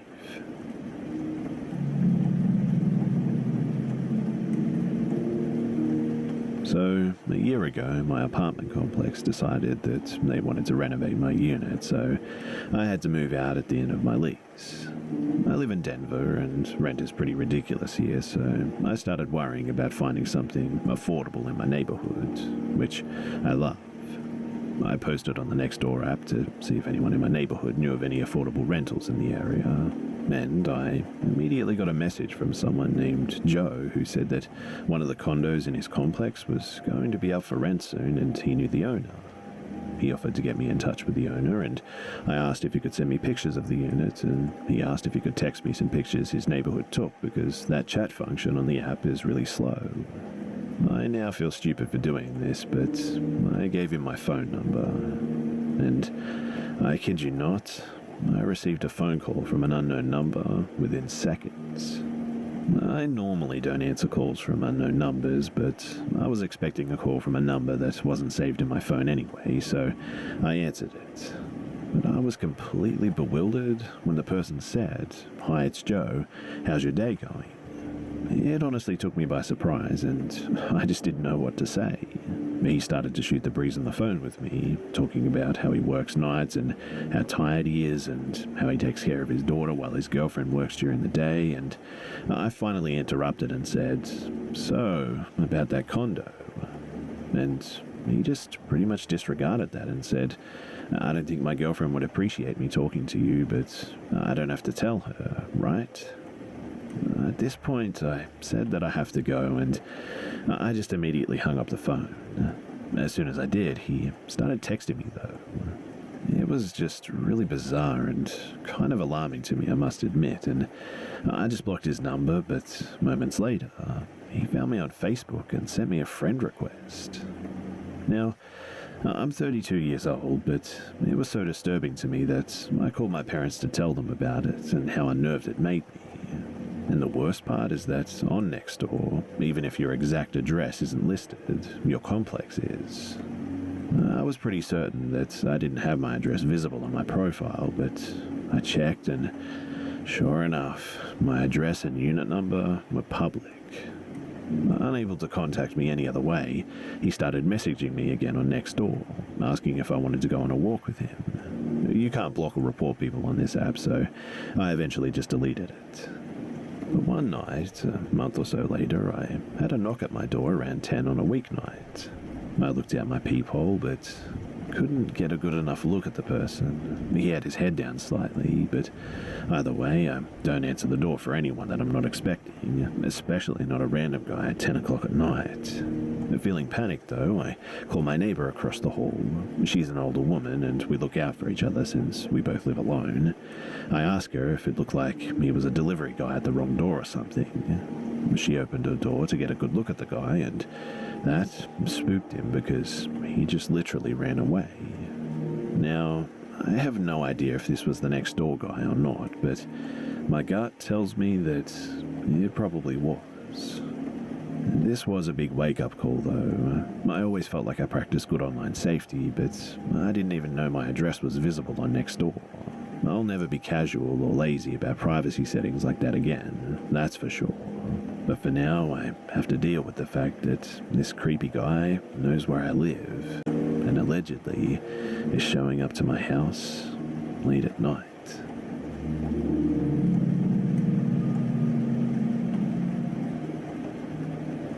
So I told a story a few weeks back about some whistling in the woods by the back of my house that really spooked one of my dogs, and I don't know if you guys remember it, but it's been kind of an ongoing situation for a while now. So that kind of thing kept going on for about a week, I'd say, maybe 2 at most, and then really everything just kind of stopped. Nothing strange or suspicious has happened at all for the past month, in fact. It's been really calm. The dogs have been great, other than my largest dog being diagnosed with cancer, which is a bit of a shame, but otherwise really quiet. I'm pretty sure I kept hearing whistling for about 2 weeks, but it died down pretty fast, and whatever was going on really seems to have stopped. Or well, I thought it had at least. Last night, though, I fell asleep on the couch after watching the basketball game, Warriors vs. the Blazers, and I woke up abruptly to a knock on my bedroom door. It's an exterior door because I filled in